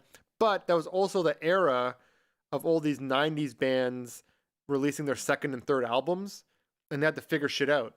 Some of the grunge bands became hard rock bands. Some of the grunge bands started making like slower tracks, like more radio friendly. And Radiohead decided to fuck it all up and mix it up and try something different and try to embrace technology. It almost seems like for those earlier albums, like the first two albums, it seems like they were just fitting the mold. Like, yeah, we're a band, so we have to have distorted guitars, but it was never truly them. Like it's more like, it seems like where they are now is more their core, and they were just playing guitars because it was the thing to do in the 90s. Well, even they have a song on Pablo Honey called Anyone Can Play Guitar. Yeah, I mean, I would say their most dated song is probably Creep, because it sounds the most like kind of rocky from that time, like closest to grunge that they have. Yeah, I mean that's cool. Well, when you listen to the Bends, that sounds a little dated too, only because so many of the British bands that followed like imitated it to a certain extent. So it only sounds dated because that whole sound is very late 90s. Whereas, you know, we had bands like Coldplay, Starsailor, Travis, they all came in kind of doing a version of this, but Radiohead moved on. Yeah. So they didn't really fall into that. So for them, where it was only like two albums where it kind of had that feel. Yeah. OK Computer a little bit, but they moved away at that point. Weird story. Yeah. Like a rock band that just like dropped it, just left it all behind. Well, it always got compared to New Order releasing when they did the whole Kid A jump. It got related to, you know, when Blue Monday came out, and it was such a stark change for them. But I don't know, like what we were discussing, which is funny because this is the same year that like all that electronic stuff was coming out, that we like the Chemical Brothers, Prodigy, Daft Punk. And it's funny how this rock band was embracing the similar production styles that they were using at the time to make this album. Yeah. So it's almost like they were on the cutting edge of technology, and what the record company was like, what the fuck is this? This isn't going to work. No one's going to buy this. Whereas they were blind to the fact that, no, they're primed for this. Like, this is literally what's coming up. Like, this is literally how Alanis Morissette made her album in a way, and that sold 10 million records. Yeah. But do you think it was planned that way, or was it just they did the Bends, they did Pablo Honey, they did the Bends, they did the guitar thing? What are they going to do now? Like, their nature is always to switch things up. From interviews and stuff, it just seemed like they just wanted to approach songwriting from a different way. They just didn't want everything to be guitar heavy, which I kind of understand, because I remember when I got a little bit older and I was like in like third, fourth band I was in, I was sort of like, can we try to write stuff that isn't just a guitar playing like the whole time? Because as a guitar player, a lot of the songs I like would use the guitar as a weapon. It wouldn't just be the beat. Yeah, it just wouldn't be the beat of the song. So they were literally doing that. They were using the guitar as a weapon. They were using everything as a weapon. The drums took on a different use. The bass took on a different use. They started bringing in other studio sounds. They're using synthesizers, and they just tried to change it up as much as they could to keep it fresh. Yeah, I don't know how accurate this is, but if I get the feeling there's a lot more like clean, twinkly guitar on this album compared to the Bends. So it's still guitar. It's just they're kind of trying to fit it in with some of these other like piano samples, or there's glockenspiel, I'm pretty sure, in one song. Well, yeah, you start getting a lot more delays and a lot more warpy sounds and prettier. Yeah. So you kind of hinted at something earlier. What do you think is the more influential album, like musically, not production wise, but like just creatively? Do you think it was the Bends or OK Computer on other or future rock bands? The Bends, I wouldn't say people were inspired by it. They were inspired to copy it. They were inspired to do the exact same thing. Whereas I think OK Computer, and then more so I think with Kid A, they kind of influence people that, hey, we don't have to be stuck in a bubble making rock music. And rock music can be whatever we want it to be. Like originally rock music didn't even have like electric guitars, and then it had electric guitars, and then it had this, and then it had that, and then they started screaming, and then they distorted it, and blah blah blah. And rock music is just the progression of popular music for kids, like that rebels against their parents. And they sort of brought in a different element with this that we're still seeing used today, and they did it again with Kid A. Whereas you don't really hear the influence of the Bends now. Yeah. Whereas you can hear influence of OK Computer now. And again, one of our biggest complaints has been that there's no guitars in rock music anymore. Thanks, Radiohead. Thanks a lot, Radiohead. but that's the thing, though. But the biggest thing that they were doing was to expect the unexpected. So by Radiohead doing this and changing up the sound, by you changing up your sound to sound like what Radiohead is doing, you're not being Radiohead. Yeah, you're not taking their influence. I don't know. It's one of those weird things where it's like, oh, people are like, oh, I really love OK Computer and I want to sound like that. But what makes OK Computer so cool is that they broke the mold and did something different. So break the mold and do something different, which I think a lot of artists are taking that inspiration more now. Like you have people like Tame Impala, who's a rock band, but they're not a rock band. It's like it's its own thing now. Well, like we've talked about before, now genres are so intermixed that they're not siloed like that. But like, the Bends wasn't revolutionary. It's a great album. I love it. But it kind of mixed. I don't know, for me personally. What you keep saying that people want to copy it, or people wanted to copy the Bends, but like what elements? Like what? Okay, so just to kind of broaden this a little bit. Like for example, like when you say OK Computer, I can see like Deer Hunter, TV on the radio, Doves, Doves. But when I hear Bends, I think like Coldplay, Travis, Star Sailor, like the Verve, Keen. That softer Brit arena rock sound. For me, the way I interpret it is the Bends kind of, because they weren't as British as when you hear Blur and Oasis. They weren't that British, but they still had a lot of the like Brit elements. Like when you listen to the Bends, there's some songs, especially listening this week, none of them are coming to mind right now, but there are some songs where you're like, yeah, this song is very British, but it isn't being presented as such. They kind of still had the American alternative sort of tinge to their music. So it's almost like a melding of like the Brit pop and the 90s alternative rock that was coming out, and you can hear it very much so on Pablo Honey and the Bends, where it's this amalgamation, because some of the songs sound like almost like an arena rock song, but then some songs like you have like Planet Telex where it sounds really cool and it's different, and you have it's like a rock song, but then you have Fake Plastic Trees, and you have High and Dry and Bones, and different. You just have different ways of interpreting that whole Britishness. Yeah, kind of changed. It's kind of changed. It kind of changed. Like maybe British I think rock the song is. might be thinking of for like a British rock song that's on the Bends is probably the Bends, like that song. But it's British rock, but not really heavy accent like in Tom York's singing. I never thought of that as like a British accent. Yeah. So that can probably bridge the American audience a little bit better. Like he's got a weird voice. I think we can all agree. Very weird. Yeah. And it sounds. I think most people probably think it's depressing. if I played any Tom York from my mom, she'd probably be like, "This is really." Yeah. I remember playing Radiohead in like philosophy class in high school, and the teacher was like, "No, this is not good music. Not good. Not good. This is the definition of bad music." Just denied it. Nobody likes to hear that. It's like, voice. sure it is, Grandma. Okay. Yeah, I think that's probably why part of because a lot of those like American bands at the same time, the vocals were like buried. You couldn't really understand what the words were, so they kind of fit into all that. That part, that element. I think more so with OK Computer, it's also a lot of the indie rock bands, like a lot of the bands you named, like TV on the Radio, and they weren't really mainstream. Yeah. No, yeah, I'm saying like indie bands. Whereas like the Bends, all those bands they inspired were mainstream, at least in England and partially in the US too.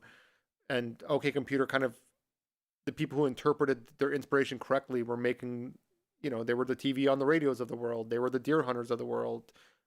So they kind of interpret it right. Or you have like a group like Animal Collective where you can't really narrow them down to a genre, which I think Radiohead kind of falls into in their later career. That's what they created in rock music, where rock isn't even rock anymore. It's mixing electronic and it's mixing a bunch of different elements from a bunch of different things. And like what Ryan said, music nowadays is amalgamation of everything. Like you rarely get genres. Yeah. Yeah. So I'm thinking, what if you got rid of OK Computer? Like my memory of when Kid A came out is everybody, like, it was generally positive, surprisingly positive. Didn't you tell me once it had the record for the most returns, like second week, or had the biggest drop? It had, at the time, it had the biggest drop. I'm talking about critical response. Like, it seems like the critics were like, "Yo, this is really good stuff." If OK Computer wasn't there to like kind of bridge, if they went straight from the Bends to Kid A, would it have gotten that critical response, or was OK Computer kind of priming everybody for Kid A? I think our best way to look at this is think melancholy to adore. I know, I didn't want to bring that up, but yeah, I know, like that didn't work, right? Whereas when we're talking about Smashing Pumpkins, we even said if Machina came in between, it might have Adore might have been accepted a little better. I think that if there was no OK Computer and we just went to Kid A, they probably would have lost a lot of fans. If that would have came out in 97, it might have been too early for something that drastic. Probably not even possible to make in 97. Not possible to make. But I think critics may have still really enjoyed it and really liked it. I just think the fans might have been, it might have taken a little longer. Too drastic. Because even OK Computer, realistically, like, I don't remember it hitting right away. Like, I don't remember people just falling in love. Radiohead wasn't Radiohead when OK Computer came out. Radiohead was Radiohead when Kid A came out. Yeah, a little bit later. Yeah, I remember critically this had a really big impact. Yeah, but what I mean though is like the critical impact. You can be critical darling and no one's even heard your name. I think Radiohead was already Radiohead on OK Computer. I think this is the one that made them Radiohead, not Kid A. I think it was Kid A. Really? Like, so what, can you clarify? What do you mean? Like, what made them Radiohead? Yeah, what does that mean? Well, I just mean like where their fame is now. Like after OK Computer, they were like, they were big and they hit it hard. But I think, yes, that the success of OK Computer led to their success of Kid A. But what I mean is like when OK Computer came out, they wouldn't have headlined Coachella. Yeah, maybe on its initial release. Karma Police weren't big enough. I don't know. Both made it on to Big Shiny When did Tunes. when did they first do? Was it Glastonbury? I know they. Yeah, Glastonbury. But if you look at shows from this era, a lot of them are during the day. So I don't know. I could be wrong, but I feel like it wasn't until Kid A where it was just sort of people loved that album, hated that album. Ursel says they're not a British band. Just want to point that out. But they're British. They're sober. No, but so I guess that this can ask us, like, we can ask this question now because you're kind of hinting at it. Is this their peak, or where do you think their peak is? I think the peak is Kid A. It debuted #1 on the Billboard. This album didn't even crack the top 10 in America, and we all know you're not famous until you're famous in America. Well, is the peak their peak in fame? Okay, whatever you want. But even if you go beyond fame, would you say what was more of the artistically, what was a bigger risk and what was a bigger artistic challenge? Was it making OK Computer or was it making Kid A? They took their biggest artistic risk with Kid A. Definitely. And they debuted #1 on the Billboard and they became the biggest band in the world. All right. But I will concede those points, but But without OK Computer, they wouldn't have been able to do that. They wouldn't have been able to go to the Bends, from Bends to Kid A. But then you could say without Pablo Honey, they wouldn't even be a band. Like, I don't know what that argument is. How do we go back like that? No, I'm saying it could have been like, I think the turn would have been too drastic. Like, okay, so to answer the question, I think this is their peak, but I think it's their peak, and then they were able just to maintain it. Like they've consistently released stuff at the peak and have maintained that level. Which is no other artist can do. I'd say they're bigger. They were bigger when Kid A came out than this. In my to me, you gotta remember this album was nominated for Album of the Year at the Grammys. Okay, that's like a pretty big deal. Doesn't matter. Arcade Fire won. Like that didn't really mean anything. Didn't win rock album, yeah. Didn't really mean anything. But okay, but the thing is that when they did, they became like a cultural phenomenon when Kid A came out. I will concede all that, but they still have a little bit of the rock and roll in this album, a little bit of the rock still. So it's like you got their foot in both camps. You know, this feels like if I was going to introduce somebody to Radiohead, I probably wouldn't give them Kid A. I would give them this. Yeah, I like, since I came onto it late, like I don't know definitively. If we're just looking at album sales, though, this is their highest selling. Like OK Computer is. It went 5 times platinum, where Kid A only went platinum.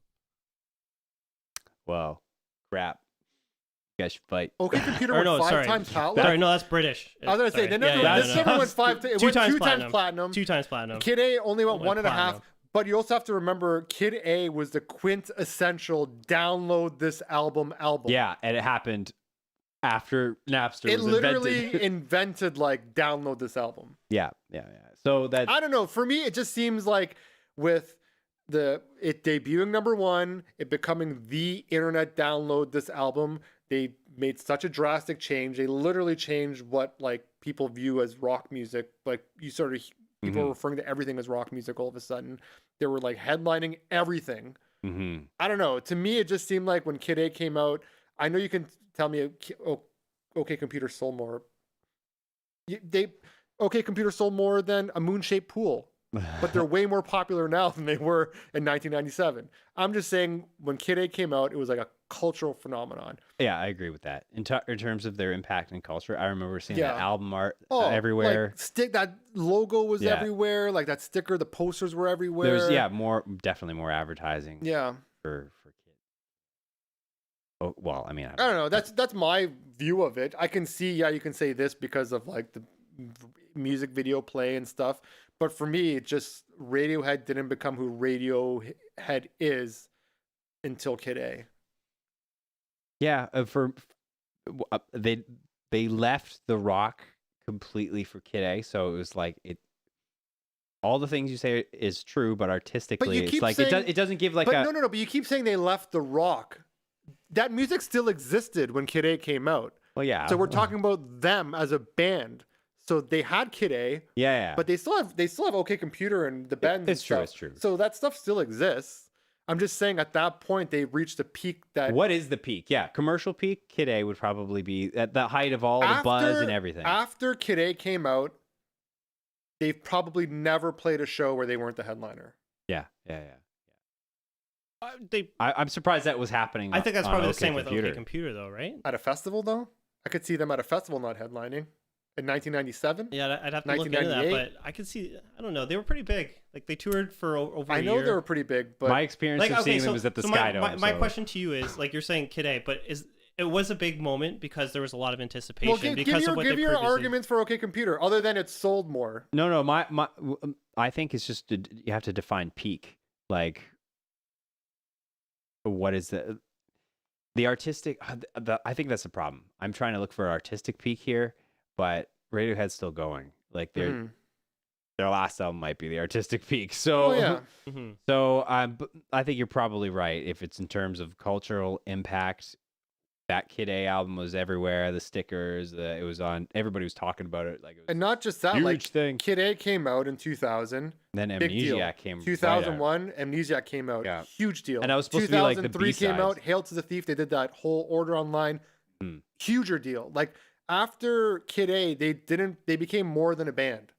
They became everyone's favorite band. Maybe that did it peter off after Kid A, or did it grow? Like, did they grow with that sort of buzz? Well, they have a reputation now where they're just sort of like heavily respected. Well, after Hail to the Thief, it took a while. That's when their record deal ended. Yeah. So they were on their own then. So that's why. And Rainbows has such a weird release. Well, how much time is between those two? I have 4 years. 4 years. Yeah, it feels like quite a bit. So yeah. So no, I just wanted to ask. Like, I like what you're saying. It's interesting. But like, would you say it's more like it was everywhere in terms because you were a Radiohead fan? Like, do you think they were bringing on new fans at that point? Kid A, yeah, definitely. Kid A, or do you think like I feel like with OK Computer, like they were still bringing on new fans and stuff like that. With Kid A, it was there's a lot of anticipation for that album, but is it based on what they've done previously, like, or like, do you think within the fan base it was extremely big? I think it was everything, because most people who bought the album on the day of release was purely based on becoming a fan during the. That's the thing. That's why so many got returned. I think all the fans of Kid A, of Radiohead during Kid A, they all became fans for OK Computer. It's like they gained fans during OK Computer. You agree? Yeah. Yeah. So how can their peak be when it came out? It would have to be when the after that, the aftermath of all that. Okay, so I'm not saying like upon release. I'm saying like everything that, like, no, I still say up until '98. I'd say it's Kid A even more, because now they were just like even more everywhere. Magazine covers, headlining festivals, fucking. I saw that logo everywhere. It was literally on my guitar. Like, it's I don't know. To me, that when Kid A came out, it was cultural phenomenon, which I wouldn't. You can say you like OK Computer better, or might have performed better, whatever. But when Kid A came out, it was like you can draw a line in the sand. Like, this is before this there was this Radiohead, and after this we have the worldwide famous, one of the biggest. Would you refer to them as one of the biggest bands in the world when OK Computer came out? Probably not. I didn't have an Whereas opinion on that. when after Kid A came out, it wasn't even a question. They are one of the biggest bands in the world, even though they're only selling like 2 million albums in the US. Yeah. Well, maybe to follow your logic, maybe the peak wasn't just at Kid A. Like, maybe they kept accelerating, and after Hail to the Thief when it started to drop off. Well, yeah, they did maintain like the fame ever since, but I think that's when I don't know. To me, it just seemed like night and day when it came to everything Radiohead after Kid A came out. It was a huge push for that. I think part of its success was the critics loved it so much that kind of got pushed a little bit more. I'll make like a weird comparison. Like, Stankonia came out by Outkast. That was a huge album. That's probably where they gained the majority of their mainstream fans, was when Stankonia came out. But the double disc was clearly their peak, because they were, and you have to you also have to take the double disc, those album sales, divide them by 2, because when you look at the album sales, it counts as 2 for every one purchase. So it's a similar thing. You can argue Stankonia is a better album, but when the Speaker Box Love Below came out, it was huge. All the singles. It's almost like they accumulated the fans, and at that point they released the one thing where they were at their peak. I don't know. Might be a weird comparison. Yeah, I get it though. We might be all saying peak, thinking it differently, but differently. Like, yeah. So like the way I see this peak, I see it as like, okay, yeah, you're going up with the Benz. Creep's big, but the Benz adds on to that, and then they hit like extraordinary heights with this album, with everything that came with it and all that stuff. And then so the bar's here, and then I think with OK Computer, with Kid A, I feel like they just kind of maintained that from that point on. Like, they haven't really fallen off or anything. No, at Kid A, it was for me, like, to say that they didn't get bigger after OK Computer is like a wild notion for me. For me, they're just huge now. Like, my parents I remember know Kid A coming out. I remember how much promo on the radio, and like tons of like interviews, people talking about it all the time. The hosts always talking about it. It got pumped a lot. Yeah, and maybe it needed it. Maybe it needed it had no push. Singles, right? Didn't that album have no? Or was it Amnesiac that? No, Amnesiac is singles. Kid A didn't have any singles. Right? For some reason, I thought one of those albums didn't have singles. Amnesiac did. Yeah, it says no singles here. Yeah, because Amnesiac had like Knives Out. I do remember that one. Oh yeah. So yeah, no, that interesting. I don't know. That's just, I know you. Like, I see what you're saying, because like I like I said at the beginning, Kid A for me was like, I bought that album later, like out of order for sure, and it was one of the later ones I got. So I have like a weird kind of thought. I see the peak as just like the clout, everything like that. And you're right. I've in that era since 2001 is when I become a Radiohead fan. So I fall into that for sure. I just feel like they hit a bar and they've just kind of maintained that level. Because like I was touching on it last week when we were talking about Bjork, where I said when Vespertine came out, all my friends became Bjork fans. I felt the same way when Kid A came out. It felt like all my friends became Radiohead fans. So yeah, they may have lost that. I think it's that whole like maybe they lost that mainstream popularity, like it wasn't being purchased for Christmas for people, but they just had that other notoriety where they became really cool. Especially the internet was like a new thing. They became cool on the internet. Yeah, and the fact that all the DJs and all the critics were pushing it, I think made it really cool. Mm-hmm. So even though it was really different, if you didn't like it right away, you're like, well, everybody else says it's cool, so maybe I'll just listen to it a little bit more. And that, and then people accepted it, and now people know that the next Radiohead album, you don't know what to expect. Mm-hmm. So people aren't going to be returning it. They know that they're going to get the unexpected. Yeah. Yeah, no, for sure. I think, especially with Kid A, that was like a huge left turn, like one of the greatest left turns by any band, really. Yeah. But the whole return thing, I thought the number one most return was, what's it called? More Than Words? What's that group called? Because they were like a metal band, but then they had the song More Than Words. Oh, really? That was like a pop song. Yeah, that's why you don't do that. Extreme. And it was a pop song, so when people heard More Than Words, they went to the store to buy it. And then when they listened to the rest of the album, they're like, this is like a metal album, like a hair metal album. That's hilarious.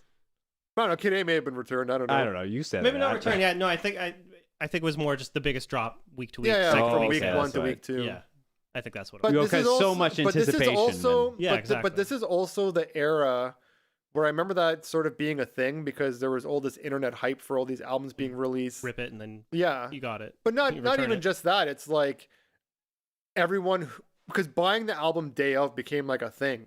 And then it seemed like came out on Tuesdays. Yeah, it was Tuesday and then they switched it to Friday at some point or something. But it just seemed like everyone just went out day one and purchased everything at that point. And this was one of the first albums I remember in my world, at least, being like that. Like, I'm sure it happened with Nirvana and all that other stuff, but that was the first one that I like distinctly remember being like part of. Yeah, you're obviously going to have a big push at the first week. Yeah. Why it didn't continue through the next week? Well, maybe the no singles had something to do with it. Right. That's probably a big part of it because if you don't know they have an album. Yeah, you like the singles are basically advertising. To know it, right? Yeah. Because there's no music video for it. Yeah. Yeah, because I do think it's either OK Computer or Kid A that was the peak. I don't know. To me, it just seemed like it was Kid A. Yeah, I mean, to say that like OK Computer is like the peak and then they fell off, I disagree with that. Like I think they just kind of plateaued at a certain level that like few artists can do. Like, I mean, what other a rock band has like as many, like a good ratio of good hits? Like maybe Arcade Fire right now, but time will tell on that. Kanye West, like who has like just bangers for everything. Not just that, also pushing the boundaries every time they release something too. So it's not like they've got a formula and we know how to put out a right. That's a whole other. They're doing both of these things at the same time. Yeah. Well, that's why when you get to the later years, you get bigger wait periods between albums. Yeah. So I guess this can take us. Good conversation there, guys. I guess this can. We'll take wait us to see what the comments are. We'll see. Yeah. Who disagrees with us? See what Ursula says. I was full of shit there. But no. I guess we could start this one. What do you rank the band's discography? Who wants to go first? Sorry. I'll go. I'll give my discography ranking. Go for it. This is obviously really hard to do. So I had like these albums are all great, right? You were mentioning something about Tears and before we started, and I think that's interesting. But sorry, go on. I didn't mean to interrupt. Yeah. Okay. Okay. So I put OK Computer as their best album. I don't know if it's my favorite, but I think their best album. Go by your rank though. Go by your personal what's your rank. Okay. Well, I still put it number one. I still put it number one because I probably revisit select tracks more than anything else. And number two is A Moon-Shaped Pool, because that's what I listen to the most these days.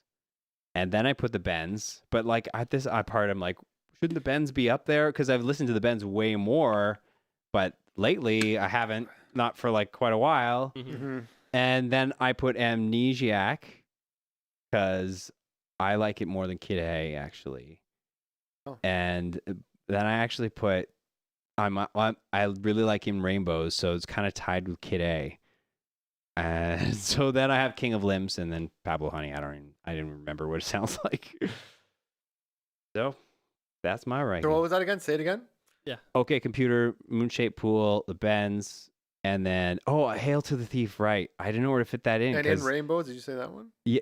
You said it, so that was Kid A. tied with Kid A, but Hail to the Thief is like kind of tied with Amnesiac for me. So I don't know. It's kind of, both of those are before Okay, I'm just gonna read it off. Okay, Computer, A Moon-Shaped Pool, The Bends, Hail to the Thief, Amnesiac, In Rainbows, tied with Kid A, and then King of Limbs. Interesting. And then Pablo Honey, I'll just I like tack that. on.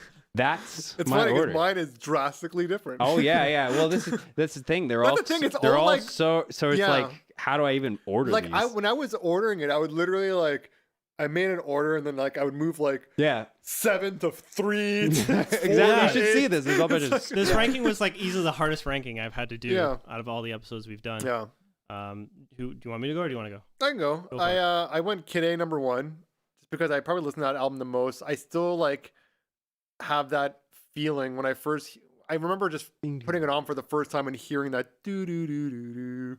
Like I always made the joke that if there was ever like a movie about my life and it like cut to like when I was 15 years old, it would start off by playing Needle everything drop. in its right place. The Biography needle of drop News. would be everything in its right place. So I went Kid A, then I went OK Computer because OK Computer is just classic and it's what got me really into them. Yeah.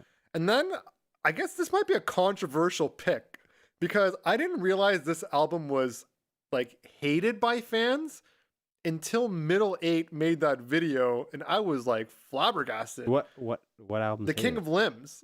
I'm Yeah, like, people hate this? I It- love the groove. It's groovy. but I feel like it's for a band that's so different, it's probably like one of their most different of their difference. Does he also point out in that video though, Middle 8, about hearing it live adds to it, which I haven't actually heard that live yet, but he Yeah. said hearing it live makes it Well, even better. I guess I saw them on that tour, so Okay, yeah, that would maybe that's why. definitely But add I to don't it. think that's part of it because there was also like moments. I remember we were at a Canada Day and it was playing Lotus Flower, and it was me, Gordon, and another friend. We're walking through the crowd, and we're all in just like smoke to jay. we're all under the influence, and we're like weaving through the crowd. And it just, I don't know. There's so many moments that just elevated that album for me, and just different That song's songs so from good, that though, album. yeah. That album is so like short, love to lose, but whatever. So Kid A, OK Computer, The King of Limbs. Yeah, that's crazy. That's number 3 for you. Then In Rainbows, then A Moon-Shaped Pool, Hail to the Thief, The Bends, Amnesiac, Pablo Honey. Amnesiac is second last. So I can give you my. So this is how I broke it down. Because okay, so Kid A and Amnesiac are obviously like paired because they came out a year apart and they're part of the same sessions. Like they were gonna call it Kid Yeah. B at one point, but they didn't want to make it sound like a B-side. So for me, when that album came out, since it was like back to back with Kid A, it was like so close that I was still like so much in love with Kid A that it just seemed to me it almost did seem like a B-side album, even though there was songs I really liked. And then there's OK Computer, and if you would have asked me like 10 years ago, I would have probably put the Bends ahead of it just because I was like a lot younger. But when you listen to it now, it's like, yeah, there's still the songs I love on the Bends, but it's not as elevated as any of the other stuff. It's just not quite as mature. Like you listen to a Moon-Shaped Pool and the production and all the details and the strings. Oh my god! I think that's why like a Moon-Shaped Pool is like right in the almost like in the middle for me because it's like different but still keeps the Radiohead vibe and does enough. Like I was obsessed with like some of those songs on there. Like I remember the live version of Past Tense. Not live, it's the video, but in the video it's just Tom and Johnny sitting by a campfire playing the song, and it's amazing. The I don't know version how of the they song didn't is get amazing. wind in the microphone. It's amazing. But yeah, so I know for me it was hard. So that's how I was separating. I'm like Kid A and Amnesiac, they're paired. I like this one better than the other one. OK Computer, the Bends, they're kind of paired. I like this one better than the other one. That's what it. In Rainbows, the Hail to the Thief, they're paired, but I like this one better than the other one. And I tried to separate it by what I listened to more and creatively what's the most different. That's how I landed on there. Yeah. And even like Pablo Honey, when I listened to it this week, it's a lot better than I remembered it because your memory of it is just compared to everything else where you're like, okay, Pablo Honey compared to Kid A, it sounds like two completely different bands. And obviously one's doing something so different, but Pablo Honey still has like really solid tracks on it. And there's that one middle what's your favorite songs? Like... anyone can play guitar is a great track. Creep is a little Whispers? Creep is a little like I like it, but it's just I don't know. I found that I don't. Well, it's a joke. That's basically a joke. Yeah, it's basically a joke. But there's a lot of good ones. Like Stop Whispering. Yeah, Stop Whispering. I was gonna say that's a good one. I didn't know Creep was co-produced by Albert Hammond. Was it? Senior, yeah. Oh, nice. And I think, is it a Prove? I'm trying to remember which track, but I think Prove Yourself I really like. But yeah, there's like good songs on there, like especially for us, if you want to get like 90s nostalgia, throw on that album and it's okay. I wish bands were making music like this now. Okay. But yeah, so it's like, it probably is their lesser album. It's probably the only one I don't give like a 8.5 out of 10 or higher. It's probably Pablo Honey is probably the only one that's like a 7 or 6.5 or something. Yeah. But yeah, everything else in their discography is solid. So that's my order today. It might be different tomorrow. Yeah, that's definitely Gordon, you can give us yours now. See how different it is from ours. Different it is. It is actually different between the two of you. Yeah. It's kind of probably down the middle of what you guys are saying. I went OK Computer as number 1. My number 2, I put In Rainbows, just because I listened to that album. I listened to it a lot. I know. So I was feeling really bad about how low it was on my list. Yeah, I listened to it a lot, so I got it up pretty high. And then Kid A. I like the Bends. There was a long time where I thought the Bends was my favorite Radiohead album. Yeah. It's kind of fallen, maybe just because of time and everything else that they released. Old. Yeah. It was my favorite when I was younger. I mean, Just is one of my favorite Radiohead songs. Yeah. Great single. Then I have Amnesiac, Hail to the Thief, The King of Limbs, A Moon-Shaped Pool, and then Pablo Honey. A Moon-Shaped Pool, though, I did revisit it like this week, but I haven't really listened to that album a whole lot. It's like I should probably listen to it more. The atmosphere setting sort of thing. So yeah, they do like a lot of ambient stuff. A good driving. Daydreaming's a great song. Yeah, I had it. It was basically on repeat while I was at a cottage. I guess a couple years ago when it came out. So that's just like it's the whole atmosphere, the sun setting, the whole thing. That's just all intertwined in my brain. So yeah, you need the right moment for it. And then when I remember hearing like Burn the Witch, like the first track off of that, the first time I was like, oh my God. Yeah. It's like they're back. They're back. I know every time they release a song, it's like they they're have back. amazing singles. But it's like they're always back. Yeah, like they're never not back. Yeah, I'm pretty sure I said the same thing when Lotus Flower came out. Like, yeah. I know, because like making the list, like everything just anything below like 4 just seemed like I was ranking it too low. Yeah. So like for me, like my tiers, like they have 9. So I would put like the top tier if I were to break into 2 tiers. My top tier would be like OK Computer, In Rainbows, Kid A, The Bends. Those are like extraordinary albums. Okay. And then the next level would be, maybe it's 3 tiers. Would be like very, very solid good albums that I don't mind revisiting, which would be like Amnesiac. Hail to the Thief, I think, is almost like a weird greatest hits for them, or what they've done up to that point. Which one, sorry? Hail to the Thief. Yeah. Yeah, it's kind of a mix. It's their longest album. But I enjoy it. I listen to it all, not all the time, but like for me, Hail to the Thief is probably one of the ones where I revisit the most tracks. But there's 14 tracks, so it's a lot. It's like a pretty long album. And then I mean, King of the Limbs is good. I just remember my only knock against that album is it's just too short. Like it's only like 8 tracks or 9 tracks. But I think it worked. Like I wish there's more. For me, it works because of the way the album is constructed, the way it's like a bunch of loops and all that. Because if it was really like if those songs were like long and if the album was really long, I could see it. Then I would understand more of the hate. But I also understand that you wait X amount of years and they release like a 37-minute long album, but it's quality over quantity.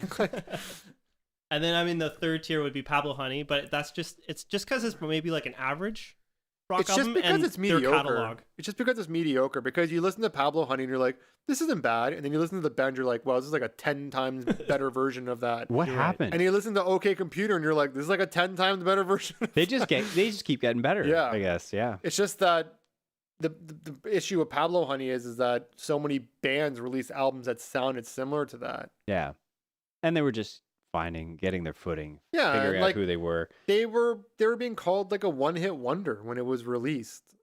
So it's kind of crazy that they went from, oh, this band's a one-hit wonder, they're right off to they're one of the biggest bands in and something else that I'll mention right now is even like their B-sides, so their tracks that don't make the album, are usually like solid and on point. Like you take like the B-side of Street Spirit, which is Talk Show Host, that came from the Bends. You have OK Computer, and then when you listen to OK Not OK, like Man of War, Lift, I Promise, amazing songs. Like it's like how is like Man of War or I Promise not included on OK Computer? Well, then Amnesiac, Kid A. Yeah, that makes you understand why like Amnesiac is still a solid album, and it's pretty much leftover songs that didn't go on the Kid A. Which is crazy because I like it more than Kid A.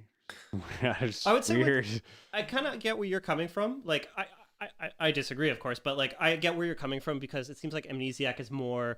There's actual songs there, like there's structure. It seems like that's probably what it is. Be, I'm a sucker for a good song, and that's probably why King of Limbs didn't do so great, right? Because people want to sing along with stuff, and like even like the special edition second disc on In Rainbows, I think there's still like I think there's like 6 tracks and 4 of them are like. Yeah, right. And I just hated it because when I bought the like the big special edition vinyl thing, it came with like the vinyl, and then you open up the vinyl packaging, and then the 2 CDs were there. So it's like, just give me a case, because now I can't take it anywhere because it's in this huge. I remember having to put it in like empty CD cases or just put it right into my Discman because there was no case. You don't want to carry around the vinyl? Yeah. In my car, the vinyl melts. I didn't have the vinyl, but I had the special edition of Hail of the Thief, and it was a weird case size. Like it was like tall. Oh yeah, and then yeah. it had like I a booklet had that and a too. poster in it, and it didn't fit anywhere. Yeah, and I might have lost it. Just like it didn't go in the collection or anything. I just bought the jewel case, and I didn't need the poster and the bonus names or whatever. That's such a great story behind that album. I hope we do an episode on Hail of the Thief. I'm sure we'll get to them all at some point. Yeah, we've got 8 more episodes right here. Yeah. So I guess we've been kind of talking about it throughout, but where does this album place like in music history, or how do you guys regard it? It's funny because I know I listed Kid A as my favorite by them, but I would probably call OK Computer, if you mix it with popularity, cultural impact, what it's done, it's probably one of the most important rock album since Nevermind. Yeah, I don't know if I go that far, but I totally agree that this is the album. Like I said earlier, like if you want to give somebody like an idea of what Radiohead is, this is probably the only album that you could really kind of do it because it was in that transition phase. So it's got elements of everything in there. Well, the reason I say that is because you could argue that Pablo Honey and the Bends they exist kind of because of that scene of like the 90s alternative rock. I know it's not grunge or whatever, but that whole alternative rock sound. And then after like Nevermind came out, everything was sort of trying to imitate Nirvana. You're getting all these Nirvana replica artists or bands were getting signed because they sounded like Nirvana. Whereas like what we were saying, after OK Computer, the indie rock the rock scene pretty much became the indie rock scene in the early 2000s. And a lot of that stuff was heavily influenced by OK Computer. Mm-hmm. And I know, I believe it was NME listed as like the #1 album of like the past 25 years or something a couple of years ago. And I know it's always high on lists of how for the 2000s for sure. Yeah. And it just, I think even Pitchfork had it. Like, I've had it won. Yeah, might have had it won or something. But I don't know. I feel like it's, probably one of the most important rock albums to come out in the 90s. It seems like the band had this like latent hate for the mainstream a little bit, with the whole chicka chicka and creep and all that stuff. And this was the album where they took it upon themselves to push against what was expected. They're like, no, we're just going to not do what was expected. And so they found, they found their way. They found their most like, I don't know, where everything kind of makes sense for them. They could happily create their art where there wasn't some dissonance with a record label. Well, maybe there was while they were creating this. A little bit out there. I know. I was trying to find, because I know sometimes on Wikipedia they'll have like where it charted on like different lists and stuff, but I can't really find that anywhere. But I did see earlier it was pretty much #1 album for 97 on like pretty much every magazine. Or if not #1, it was #2 or listed as one of the best albums of the year. Mm-hmm. Yeah, I feel like a weird a thing, like the remark on history is like, yes, they've influenced a lot of people or a lot of groups with their changes in direction and stuff like that, moving into electronic, fully embracing that. That's probably creating a bigger market. The weird thing is, though, nobody seems like to be able to successfully replicate what they do. Maybe it's because what they do is just like so complicated, or like they're putting so much into it, or they're so talented. but it just seems like nobody like they're often imitated but never duplicated. Like nobody can ever replicate what album? Yeah. Yeah. Well, the thing is like replicating, And like what I was saying with the whole Ben's OK Computer thing, people's influence they took from the Benz was trying to mimic it. Whereas with OK Computer, it's almost like they took that influence of like, okay, rock music can be a lot of things, and let's try to play with it. mm-hmm. And another way you can see the influences, TV on the Radio have an album called OK Calculator. Mm-hmm. Weezer have an album called OK Human. So bands are still playing off of this album, and it's still a heavy influence. Metallica has OK Cowboy. Do they? Yeah. I don't know if maybe it's a reference. Probably. If you put OK in front of something, it's gotta be be. to this. Like what else? Definitely is. Yeah. I guess that they got that line from, and a lot of lines on the album, I believe, are from The Hitchhiker's Guide to the Galaxy. Because I guess when they were on tour for the Bends, they would have the audio book or something constantly playing in their tour bus. So they were, and I guess one of the lines is OK Computer. I don't know, I've never read them, but. And then you could just look at like, was it Coldplay's first album? They have a song called Don't Panic, which is taken from the same book. Yeah. So yeah, they're heavily influential in this album specifically. So I think that's their legacy is that. Yeah, like, you can't really older babies. You can't really copy their sound because, well, you can't copy Tom York effectively. He's just such a weirdo. His weird voice. So whatever you're gonna do is gonna be different. So the first time, sorry to cut you off, but the first time I remember hearing an album, this just came to mind, where I was like, wow, this sounds like Radiohead, was Dear Science by TV on the Radio. Okay. When that album came out, I was like, this is the most Radiohead sounding album by like another band. Yeah, right. I had the like sort of reverse thing when I was just listening to OK Computer for this. I was like, oh, I can hear now the muse. Like Yeah. These minor melodic motifs. That's definitely Muse. So, but only that though. It's like Muse takes one part of Radiohead and blows it up. Yep. But just that one part. Well, you get that a lot in like some. Nothing coming to mind, but there's some bands where people take like one song and influence like a whole like subgenre. Yeah. Yeah. I mean, yeah, you could look at that Kanye West album. It's like 808s and Heartbreak. It seems like everything sounds like that now. I know it's just modern pop.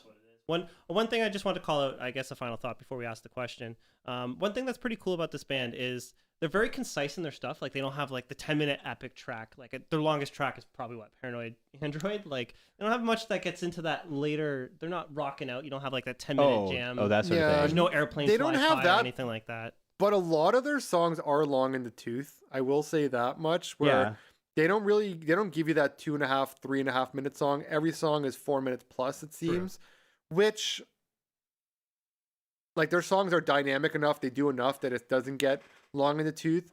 But like I was saying, like I could see if you're going through OK Computer, when you start getting to Climbing Up the Walls, No Surprises, Lucky, The Tourist, you have these really drony, really slow songs that are all 4+ minutes long, and it's sort of, and it stretches that album out even more. But it's just their style, and it's not something going in, and I don't really have a problem with it. No. But there are some points where a song, like I was saying, you think it's done, you're like, oh shit, there's like a minute left in this song. And sometimes it's like the last 40 seconds are just a song like fading out. Yeah, they do that double fade thing. We might have mentioned before, but like on Kid A, where like it ends. Maybe it was the Chemical Brothers we're talking, where the song ends, but then there's like 45 minutes or 45 seconds of silence and like another 30 or minute and a half. Well, they're a jazz band, so they're gonna mix things up. They're not writing 2-minute pop songs. Yeah, but you're right. They're not like a prog band with like 10-minute crazy thing that goes all to all these different places. I mean, maybe the closest thing would be Paranoid Android. Yeah.